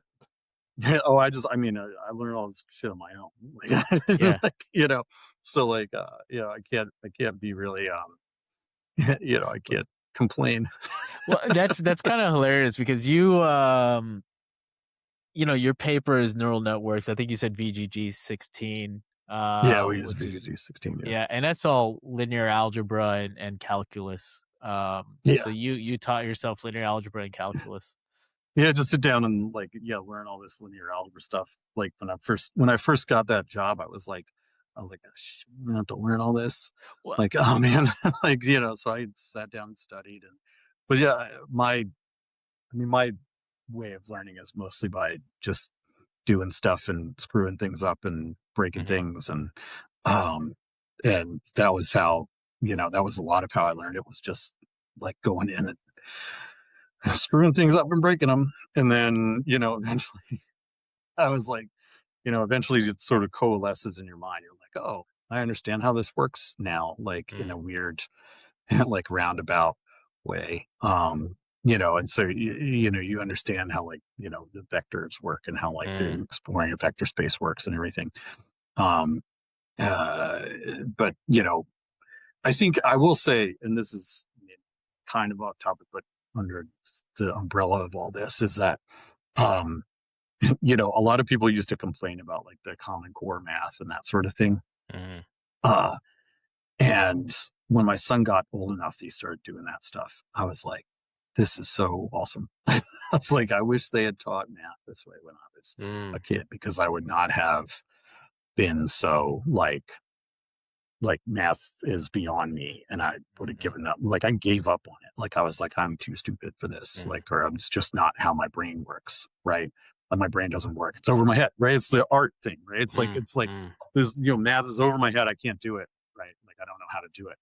Yeah. And it wasn't until like years and years later, like when I started doing when I got interested in science, and then I moved into like I started working in labs and stuff like that, and I had to teach myself these things like that. I started realizing how much of it, like, it's like immersing yourself in a different language. You know what I mean? Yeah. Like, when you're thinking about math, you're like, it's immersing yourself in this whole other language. Mhm, And mhm. like, I would say, like, a lot of the time, I spend a lot of the time as like someone who understands, like, like everybody has that friend that's like, I understand when my parents speak Mandarin, but I couldn't speak Mandarin to you. Right? Mm, mm, Like, so there's a lot of period of time that I spent mm, being like, I understand math, but I like, I'm not going to talk math to you. Yeah. So, and then eventually I can build on it. But yeah, it's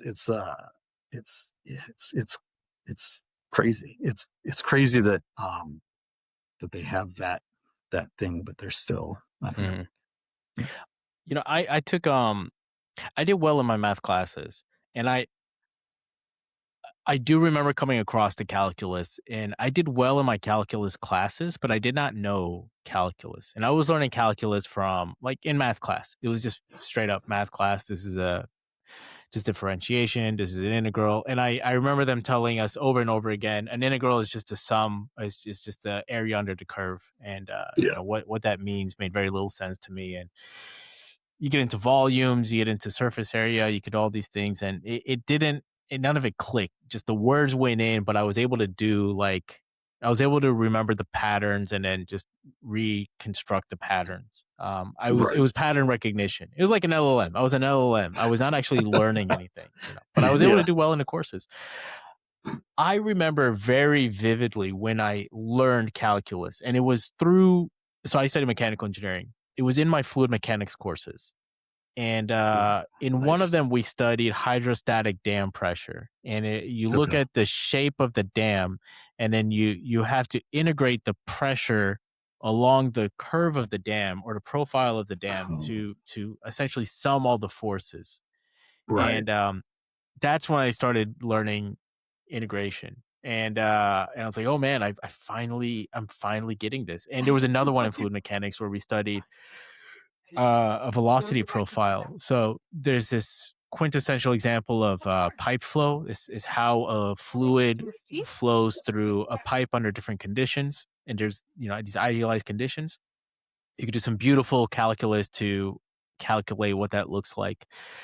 And part of it is to compute the overall volume flow or volumetric flow. And that's an integral Wow. where you integrate the velocity profile, vector profile, or a vector field over a surface. In this case, it would just been like a circle. And Right. once I started doing those things, I was like, oh, okay, I actually understand calculus. And it reminds me of this Richard Feynman quote. I hope I get it right, and because this is so beautifully said. He said, Yeah. "Pure math is to masturbation as physics is to sex." And I was like, "That's fucking it. That's it. That's exactly what it is." And that to me is what math is. I cannot get math for itself. I need to do math Yeah. and application. And I absolutely, once I did more and more applications of mathematics, I got pretty decent at it. It's been a while since I've used that stuff now. But Yeah. I could not do one without the other. And this is almost in every math field, probability, statistics, linear algebra, all of it. It's without an application that makes it clear, it's very difficult for me to pick it up. Yeah. Oh yeah, man. It's yeah, that's such a that's like, I feel like a big, like, problem with how we, like, teach, or how we taught math, when how they taught me math, basically. Mhm. And I'm no mathematician. but anything to do with science, like when I got out of grad school, um, I or not grad school, sorry, undergrad, I was like, I didn't have any real like scholastic science background. I was a philosophy major. Mm, I minored in biological anthropology, and so I understood, some theory stuff and that sort of thing. And I was like, you know, how am I gonna make this up? And I did that by like working in labs, right? So I got a mm, job at a water quality testing lab. And so it was like working in the mailroom, working my way up from the mailroom, right? This is like, I mean, we had like, it was like fecal pollution we were trying to test. So it was like, we just had like bags and bags of shit laying around, the dog shit, mm. human shit, like everybody, all kinds of shit. And it was my job just like to spread the shit on like petri dishes. Like this is where I started. Um, That's some shit right there, and man. yeah, right. Yeah. It was, yeah. Uh, yeah, it was rough. And but then, I moved out. I moved to this whatever that is. It was like a Navy. I was a contractor for the Navy, and we did mass spec and that sort of thing. Mm, Um, and it was like there were all these things. There were just little things. Like I remember making a solution, a molar solution of something, right? And like it had just never clicked with me how that, I just all that Avogadro's number and doing all that on like, on a test or whatever was yeah. just like, like just nothing. Yeah. Right. But then making a like 6 molar solution of whatever I was making, like all of a sudden it's like, oh, I understand how this works Mm, now. Like now I understand why you do this and why you multiply that by this. Because it's like you're doing the thing. It was like embodied knowledge. It was like, yeah. I'm putting the water in, I'm measuring out things, like I do all of that. And then it's like, oh, like that's oh my god, and it's such a little dumb thing, but it's like, I remember that day. Like, I remember the day, like, Yeah. making this solution and be like, "Oh, I understand moles." Right? That's awesome. And, yeah, and it's like stuff like that, like, you're like, all of a sudden, you, like, understand how stuff all these things that are, like, when you put theory into application, you're just like, you're like, "Oh, shit, that's how it works, what?" And so, it's the same thing with any of this kind of Yeah. stuff that, like, You know, um there was this, I'm trying to there's not much information on it. There was this, So you education pop and go, "Oh, yeah. There was this get" education program. There was this education program called Physics First that it seems to I can't find much on it, but and I don't think it caught much steam. But this is like I would have loved this as kind of a STEM person, but the idea is that you start with physics as your baseline principle. I mean, obviously not gonna learn quantum mechanics, but you start with physics and then you kind of build into the other fields of science and engineering. Like you can talk molecules of chemistry, but underneath that is like what is an atom? What is all that kind of stuff. So I I don't think it caught on and I can't find it's looks like it might have died out. I mean, I Mm, can't find much on it. Maybe it was too ambitious of a project and maybe it's too specialized. yeah, Um so I don't know, but it was meant to be, yeah, starting in high school where students would start from like a ground up uh, to understand STEM. yeah, I mean, that's smart. That's like a yeah, it's like, it's fine. It's like, I came into, like, science as like a, an arty type person, like, I was a theater major my first semester of college, right?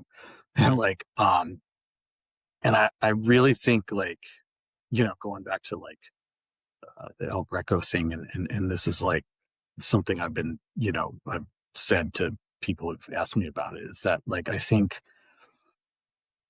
you know humanity's um, students, scholars, like questions in the humanities, those kinds of things are going to be the things that that drive a lot of innovation Mm. now. You know what I mean? Mm. Now that people can, you can vibe code with Claude or whatever. I mean, it helps to be able Yeah. to know how to really code, obviously. But like, but like, as a, uh, as someone who has gone across both things, you you you can see where like that experiential, that sort of body knowledge, that sort of experience, Mhm. it can teach you so much more, right? And I could see that working back the other way, right? Like that and this is all kind of off the cuff and just from what you just were showing me. So I'm like kind of like I don't have a smart thing to say, but there's Sure. like it's like it's so cool to to think about it as like you know we're able to you know use the sort of creativity, right, to tap Mhm. into the creativity of humanities work, Mhm. um to marry that with STEM work, you know what I mean, as an Yeah. application, right? And that can bring humanities thinking people into STEM. Like how do I understand, it's the same way of gatekeeping, right? Where it's Mhm. like what we were talking about before, where it's there's no right way to engage with a piece of art. Is there you know conversely no right way to engage with STEM principles, Mm. right? I mean, to some degree, there's a way that you have to understand the math that underlies it, right? But how you get to the point of understanding that math is very there doesn't have to be just one way, right? Yeah. And Yeah. so I think that's I think if anything, we're in a period where we're going to see much more of that sort of that sort of connection, and that, Yeah. or we could if we Yeah. play our cards right, we could see more of that integration. Well, these LLMs are absolutely amazing in terms of if you have a personal tutor, so it can bring some of this stuff. It can help bring some of this stuff together. I mean, one of the things that Yeah. I used to really enjoy in my studies was considering the history of engineering. Um, and we could go back to Copernicus and Newton, and then you kind of go through those frameworks of the different math. They're usually called natural philosophers is what they were called. Right. Newton was a natural philosopher, which Right. is today what we would call a physicist. Well, I guess Newton was a lot more, but then you have Euler, you have Lagrange, you have all these other guys that kind of came up that would add more to the engineering realm. And kind of going through that history I thought was always fascinating. But I remember when I was graduating, when I was finishing up my undergrad, I did pretty well, and I got invited to they invited some number of students to a talk, to a dinner, and the guy who gave the talk was a professor of math, and he pretty much said a lot of what you're saying, which was, and this is the first time I heard it, and I absolutely rejected it at the time. But he said, I here am a mathematician, and when I was young, I was very much into the sciences and the math, and that is my profession now. My brother, on the other hand, is what he said. He said my brother was the humanities guy. He was the one that was reading poetry and literature and interested in history. And we've kind of, we went our own separate ways. But now here I am as this math professor who actually spends most of his time on the humanities. And he said this, and I was like, "Oh, this guy went off the rails." And now here I am, pretty much in the last, I would say, especially over the last 5 years, I think the entirety of my interest has shifted more into history and humanities and philosophy and psychology, and it really it's all it all comes together. It's all one thing. But, Yeah. the this maybe it was my younger brain, or maybe I was immature, maybe I was inexperienced, but I didn't see the value in humanities before in the way that I do now. In fact, I remember Um, when I was in New York, yeah, this was only 6 or 7 years ago. I was in New York and I had a buddy in town, and we went to the Met Museum. And one of the first things that you see if you go straight through is stuff on the Byzantine Empire. I didn't even know what that was. I did not know what the Byzantine Empire was. And now it's like I think about that pretty often. I thought it was, Yeah. that meme was hilarious, by the way. There was this period in time where it was like guys only think about the Roman Empire. And I was like, no, man, we think about the Greek Empire. We think about the Byzantine Empire. We do think about the Roman Empire. We also think about the Dutch Empire, the Spanish Empire. If you want to call it the American Empire today, you can. Yeah. We think Yeah. about the English Empire, the Mongols, the disunification of China until they came Yeah. together. All this stuff, it's like it's not just the Romans, as fascinating as they were. Yeah. Um, Yeah. It's all empires. It's just empire, right? it's all It's like, yeah. empires, right? Yeah. Yeah, but it's so interesting, and I can't like stop thinking about like I'm always kind of going back to that stuff. Like even with this whole thing with AI, I think how can this be related to something we've already seen? And who knows? Maybe this is something that is completely unable to be analogized in history. But I still think the electricity analogy holds some water to it. What brought you Oh, back to yeah. grad school then? What took you back? So you s- you finished up school. I guess you were doing some R&D. What took you back? Because that's not very common. Most people in grad school, like not all, obviously, but especially my cohort, a lot of us went. Some of us maybe worked a year or two and then went back, but for the most part, a lot of us were fresh out of the college gates. Yeah. Well, it was like I thought I was going to be a rock and roll star, and so I was playing in a Yeah. bunch of bands, Okay, sorry, I missed that. I missed um, that a little bit. You said you were oh, in a band. I thought I was going to be a rock star. Yeah, I played in a bunch of bands. I was like, with that resonator in the back. yeah, no, that was later. That was a later development. After I, had more thoroughly embraced my Appalachian heritage, then I was like, Yeah, oh, dude, I love that. I love that. yeah, yeah. Now I have like, uh, like a what I call post country, quote Okay. unquote band, which is just me and like some buddies of mine, and I just posted a few songs like online and that sort of Oh, thing. that's awesome, man. Uh, I'll have to check that yeah, out. I yeah, didn't know that. yeah. It's called Is It In? But yeah, Hey, Andrew, I don't know what's am I going on, but coming in now? your mic is coming and going again. You hear me? You hear me I now? can hear you. Yeah. Okay. Um, yeah. So like, yeah, I don't know. I think it's your beard, but I'm like thinking Anthony Oliver or Oliver Anthony. oh, You know what I'm talking about? yeah, yeah, yeah. Oh, yeah, yeah. It's, rich men, North Richmond, Ri- and all that. Yeah, Yeah, yeah, yeah, yeah. yeah. No, we were. I was in like a metal band, and then I was in kind of like a like a power pop band that turned into like a Killers kind of band, and yeah, all kinds of stuff like that. But at the same time, I during college I had like discovered like anthropology.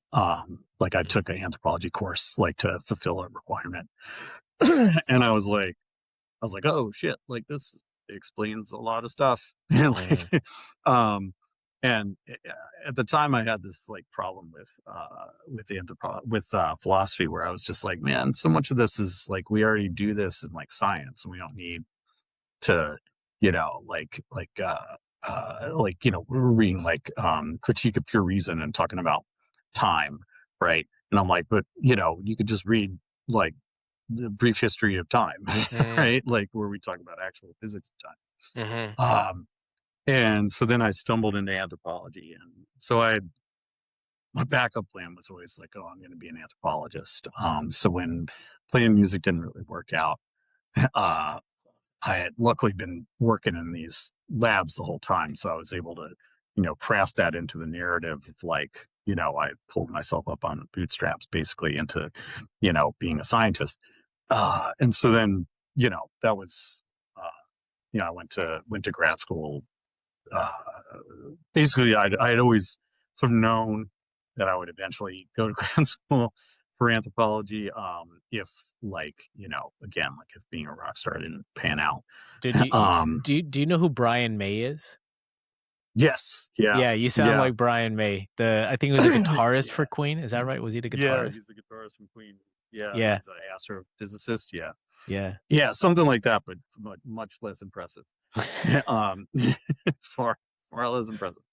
You um, haven't been knighted yet is the problem. I haven't been. You No, just yeah, one you just day. see one day. You gotta Yeah, I think Prince Harry's still in the US. I don't know, maybe you can stop by yeah, his maybe you can pull place, it off. Yeah, get that yeah. knighthood. Yeah, I can get that. Yeah, Presidential Medal of Guitar. Yeah. Um, yeah, yeah. So I just got. I was like, all right, well, it's time to go back to grad school, and and then I Mm, mean, I was a little older than most of the other grad students, but not by much, surprisingly. And yeah, and then the rest is history, I guess. mm. Um, well, the rest is anthropology. What But that was the key thing was that like, I sort of realized during that whole process that like, oh, like this philosophy kind of stuff and all of that, like it really is actually important. Like, like like understanding the world is more than just like science. There's the same kind of thing I think that you experienced, right? Where it's Mhm. like all of a sudden, like I was very much gung ho, like a science sort of thing guy, Yeah, and yeah, that's when you're like yeah, 24, you're like, you're just like, yeah, science, fuck all that shit, yeah, like I yeah, know everything. And then like at some point you realize like, oh, hey, like, oh well, we need all these things together to yeah, understand our world more thoroughly and you know yeah. stop being such a turd. I I agree. I think at our best, we're Greek philosophers. At our best, where we bring everything together, where we consider. Right.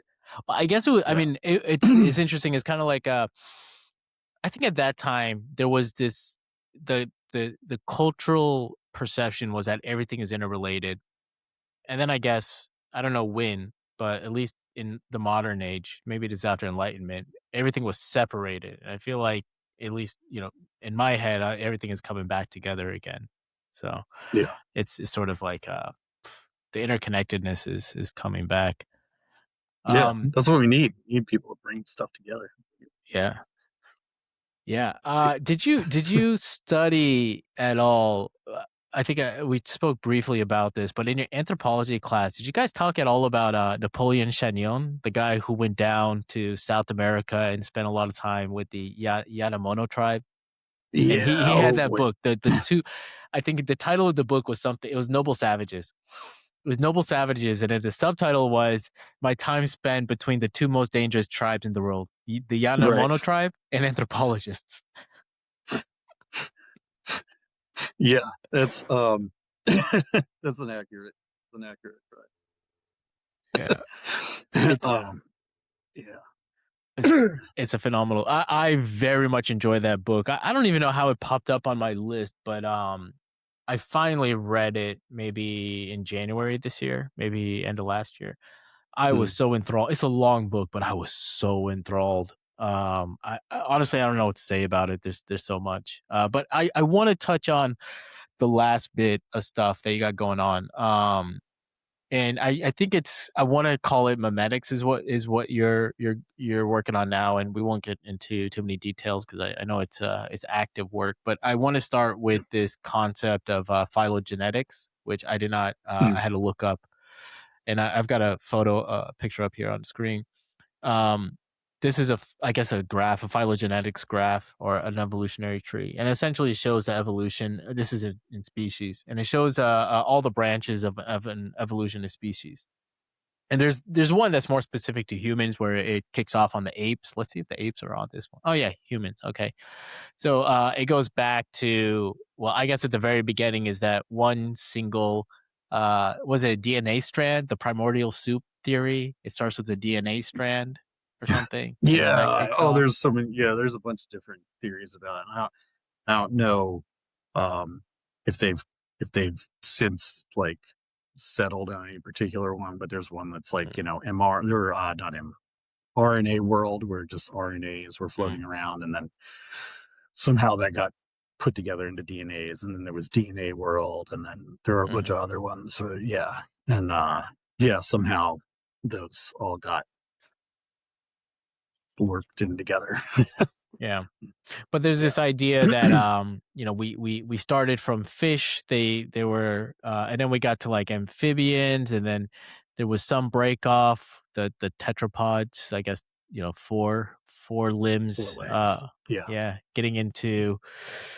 s- getting into mammals and vertebrae and all that stuff, and eventually we get to us. So that's phylogenetics, and I needed that for myself. And we when we spoke last time, we were talking about the phylogenetics of objects, and this now, in my opinion, this comes into the interplay between memetics and genetics, and I think this is absolutely fascinating. But yeah, I think you're looking at lithics, and that's a new word for me. I had to look that up. Lithics, which means projectiles. Is that right? Yeah, it's well, yeah, any kind of like stone tool, um, and which is it's really interesting stuff. And the people that work on that, my current PI, Eric Odorola Castillo at Purdue, he's like an expert in that sort of stuff, and also like phylogenetics, just general phylogenetics. He's done some papers on like um sorry, like I think he did phylogenetics of like particular order of like scallops or something like that. Um, and there's yeah the it's an interesting thing because it's like with phylogenetics, yeah, you're talking about the evolutionary building an evolutionary tree, basically. How did these things that the things that we see now, how did the species that we see now, how did they come to be, and how are they related to one another? And there are a lot of different ways you can do that. For biological species, it's easier in a sense because you have right DNA is really key, right? We have a lot of like it's really really useful in terms of how closely related species are to one another, and we have a lot of really intricate um, sort of mathematical models of how that works. Sorry, because you know it's a much more sort of like really mathematical process, right? Like there's just like it's at what rate does an A become a G, right? At what rate does a C become a T, et cetera, right? By accident, right? And then at what rate is that um perpetuated in the population, right? And so there's all kinds of like it can be very specifically mathematic, like it can be very like we modeled it in this way, and this is how we expect the if there's no selection on this gene, we would expect it to pick up this many like um mutations, right? Changes in A's and T's and G's, whatever. um we would expect it to pick up that many, and we would expect this many of them to survive, right? Because most of them are going to be deleterious, they're going to cause the thing to die. So so a lot of them will be like kicked out, but the ones that like don't cause a problem or actually help, like they'll stick around. And then at what point will they stay in the population? And all of that is just a bunch of math. Yeah. With cultural products, you have like an underlying sort of process like that, right? You have in a sense like an analogous process, which is the idea, right? Like what Dawkins called the meme, and memetics, like what you're talking about, right? Like Mhm. where like I have an idea, right, of how I make this particular projectile point. And then I'm going to show my son how to make that Mhm. projectile point, and he's going to Mm. make it right, and he's going to make it the same way. but theoretically he could also interject some like little mistakes or some little like uh some little adjustments that he makes, right? And it moves down the line, right? And that it gradually changes, or eventually, maybe his grandson says like, well, I'm not gonna, I'm gonna add this other part. I'm gonna start cutting little barbs into the side of the blade, right? Because that's gonna make it more deadly, right? Or just look cooler, who knows? Right. And so you have that kind of process, but the thing that makes it even more difficult, there's a couple of things. And one is that you have, like, my son can teach me how to make something, right? Like, or he might come up with something and then show me how to make it, right? um Right. So there's mean flow in both directions, right? It's not just handed down. Like, I only put my genes into the next generation of my son, but like he can give me Mm, means, right? So mm. I'm all 6'7" and all this dumb shit, right? I Right. So hate he that I can. understand that reference, and I was probably like 8 months, 6 or 7 months late to the 6, 7. I mean, Yeah, yeah. You just get a kid, man. You're right on top of that. Yeah. Um, yeah, 6'7" and all that crap. Right. So like, he's teaching me about all those things. And then like, um, it's like, with like, like music, like, I got my dad into Soundgarden when I was a kid. So again, to like date myself. um, but like there's like, yeah, so there's that, right? There's also like reticulation, that you might not see in like the evolution of like animals, right? Where like, you know, we both have an idea about how to make these things, and then I run into you, right? And then you teach me how to add the little barbs, and now mm, I make the little barbs too. You know what I'm saying? mhm, And so, or maybe I come up with the little barbs on my own, right? And like this guy came up with barbs on his own, right? But you would think that because we both have the little barbs, that we're more closely related to each other than we actually are, because we came up. It's what we call convergence. We both mm. independently came up with this idea of little barbs. Um, and it's the same kind of thing of like, you know, like, uh, like cars are a good example, right? Like, uh, I don't know a whole ton about cars, but like imagine that like two different companies independently came up with the minivan, right? Like they're like, and it's like that's like they could do that. That's much more likely Mhm, in mhm, like in the in the evolution of cultural artifacts.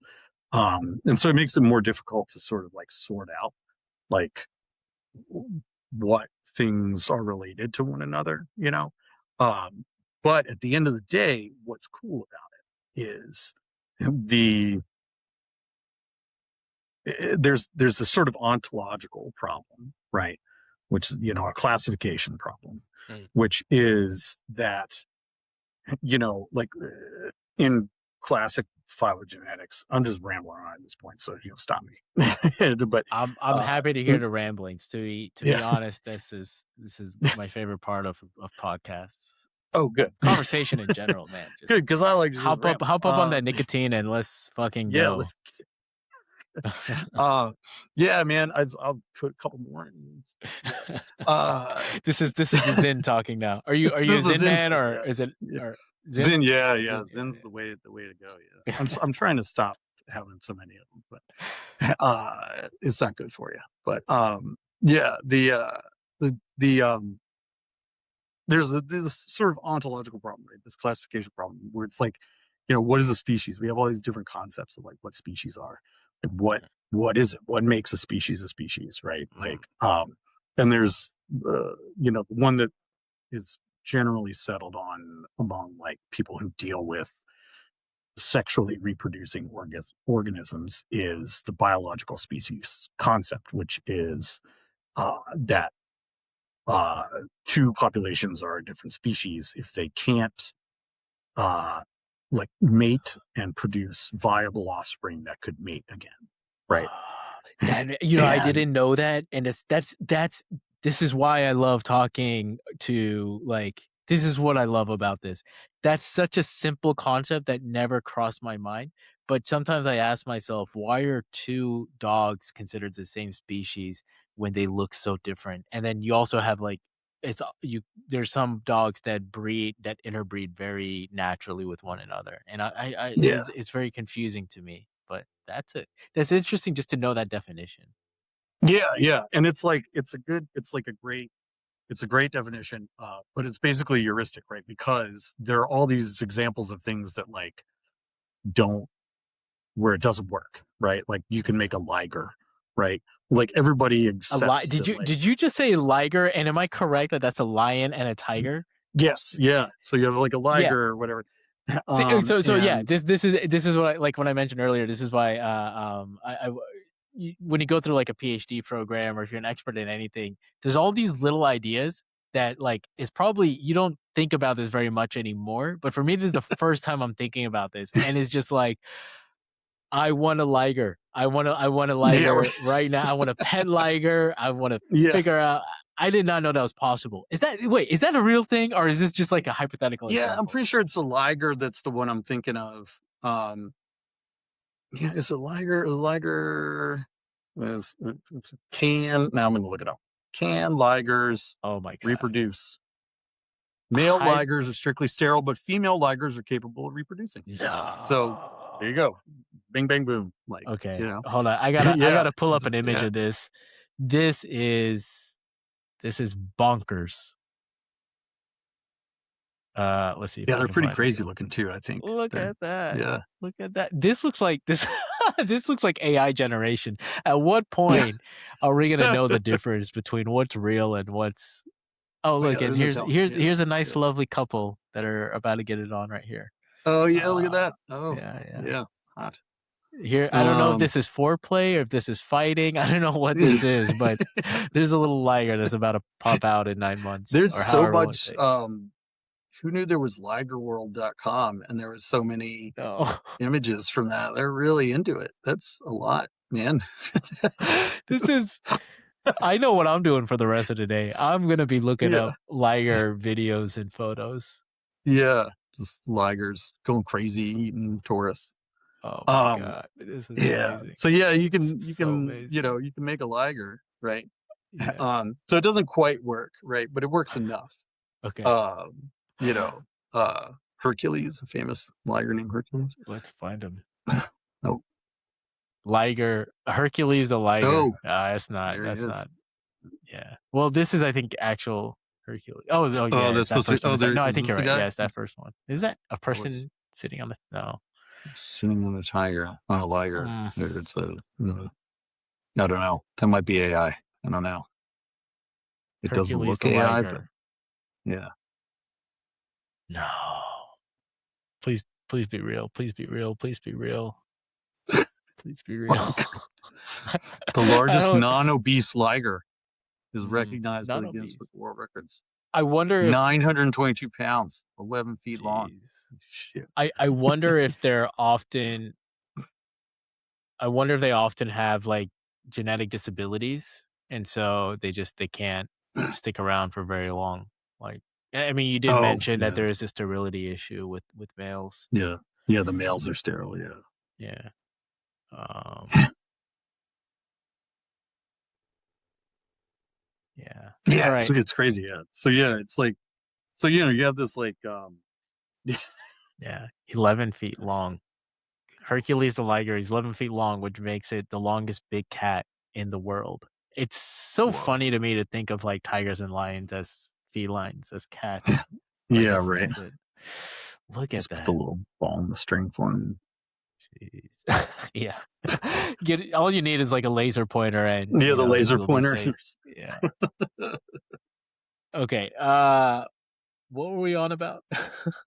Yeah. Okay, so the definition of a species. We're getting into Right, ontology. right, right. Ontology, which is not to be confused with oncology. Right. Yes. Yeah. Yeah. So you have those like, this ontological problem of like how you define like a species, right? And it's the same thing with like how you define like a like some sort of cultural object, like particularly when we're talking about cultural objects that are like um from long ago, right? But also even things that are like, I've done studies of like indigenous art, right? And there are different sort of motifs, right, that are involved in that. And the question of like, you know is this motif the same, is this starburst pattern the same starburst pattern, this starburst pattern we see in this, Hawaiian bark cloth the same as the starburst pattern that we see in this like Mm, other like thing, right? Um and uh you know that is where I think like cultural phylogenetics is really cool, because what it's showing us is like, what it can show us is where two things really are the same, right? Like where these two things have like come from the same idea, right? Versus like a totally different idea, or where like, what idea was first and then this other idea broke off from it, right?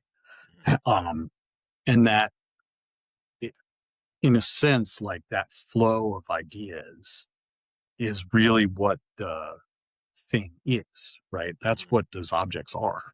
Um, they're they're like a point in that flow of ideas.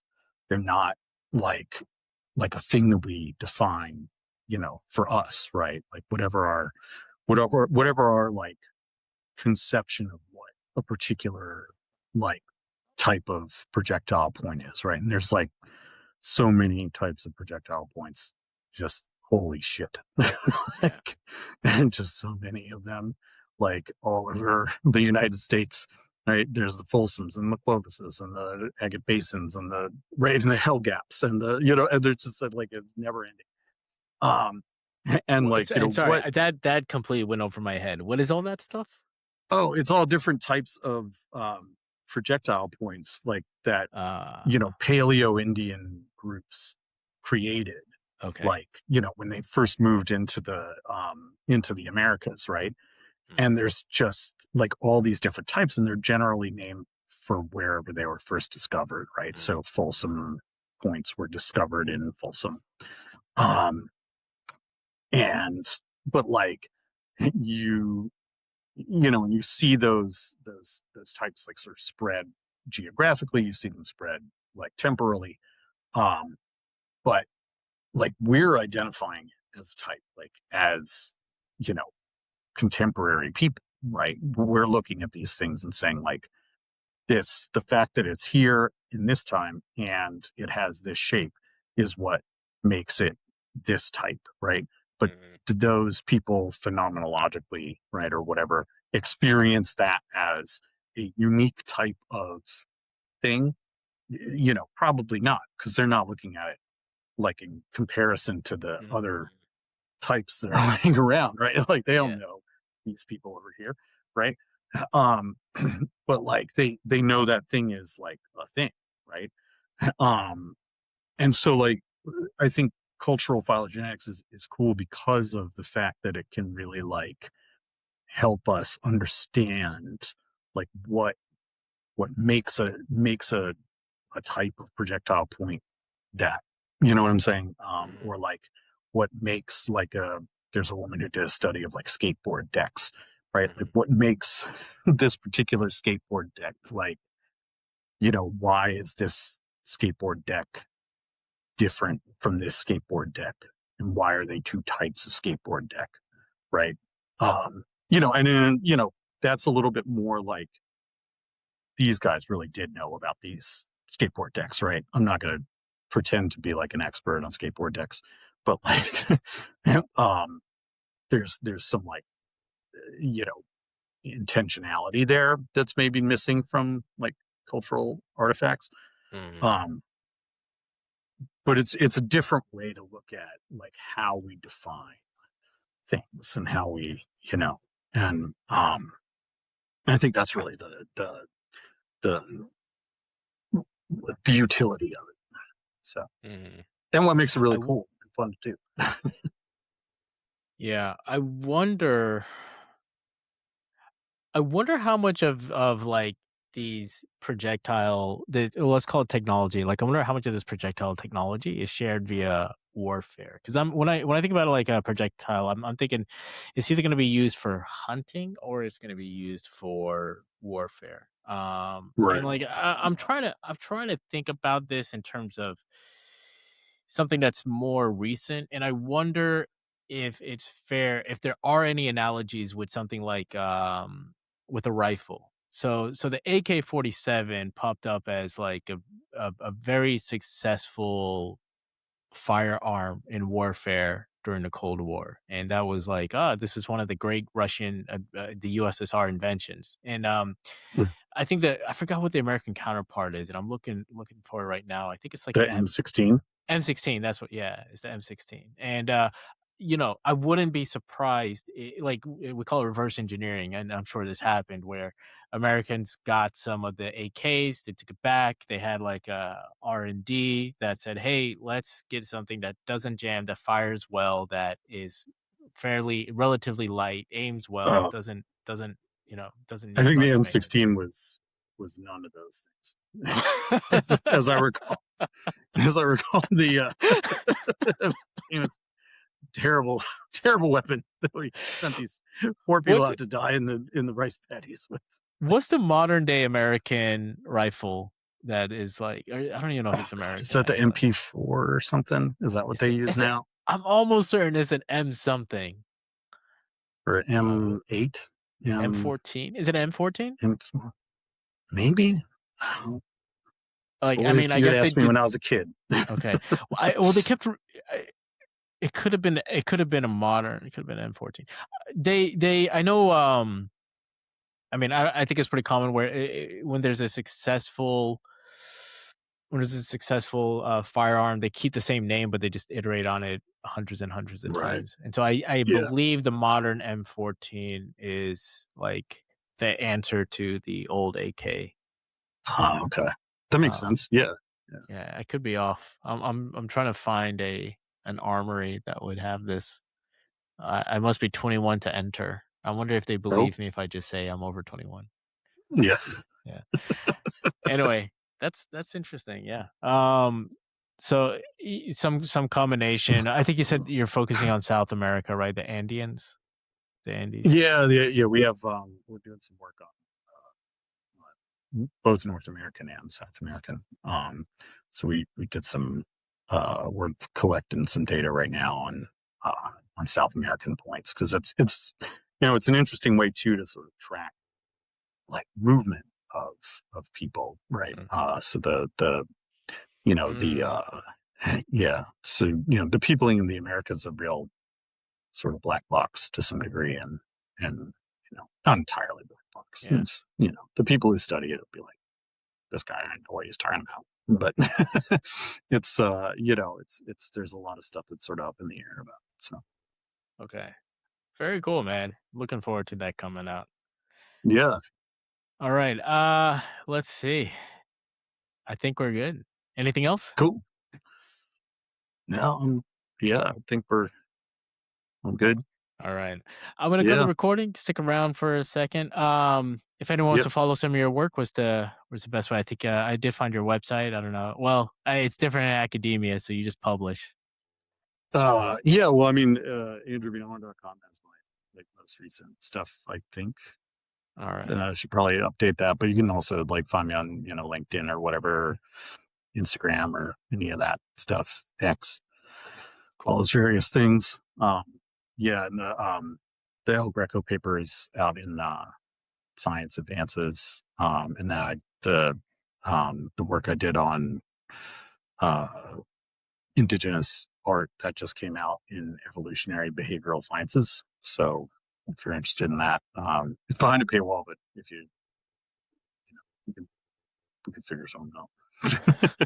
Fair enough. I Fair didn't enough. say that. Don't cut that out. Cut that part out. Fair enough. Well, okay. It used to be the case. I don't know if it still is, but if you were to post a link, like if you were to host that paper, but you're an author of the paper on your website, you were allowed to do that. And I don't know if that's still true. I think there's you're allowed to give people like the proof or the unfinished thing or something Uh, like that. Like you can send people like it's ostensibly a like very nice draft. mhm. I think that's part of the contract or whatever, but Okay. um, I don't know. I Cool. All don't right. violate Well, the contract. So I'm a very yeah. law-abiding citizen that needs the upstanding and pillar of the fucking community. Agreed, agreed. You have represented nothing but Yeah, yeah, the science advances one is not behind a paywall or able to access that. But yeah, yeah, stick it's around, it's fine. and I'll Yeah. I'll cut the recording. Thanks again, Andrew. Okay. Thanks, man. Thanks for having me on. Yeah.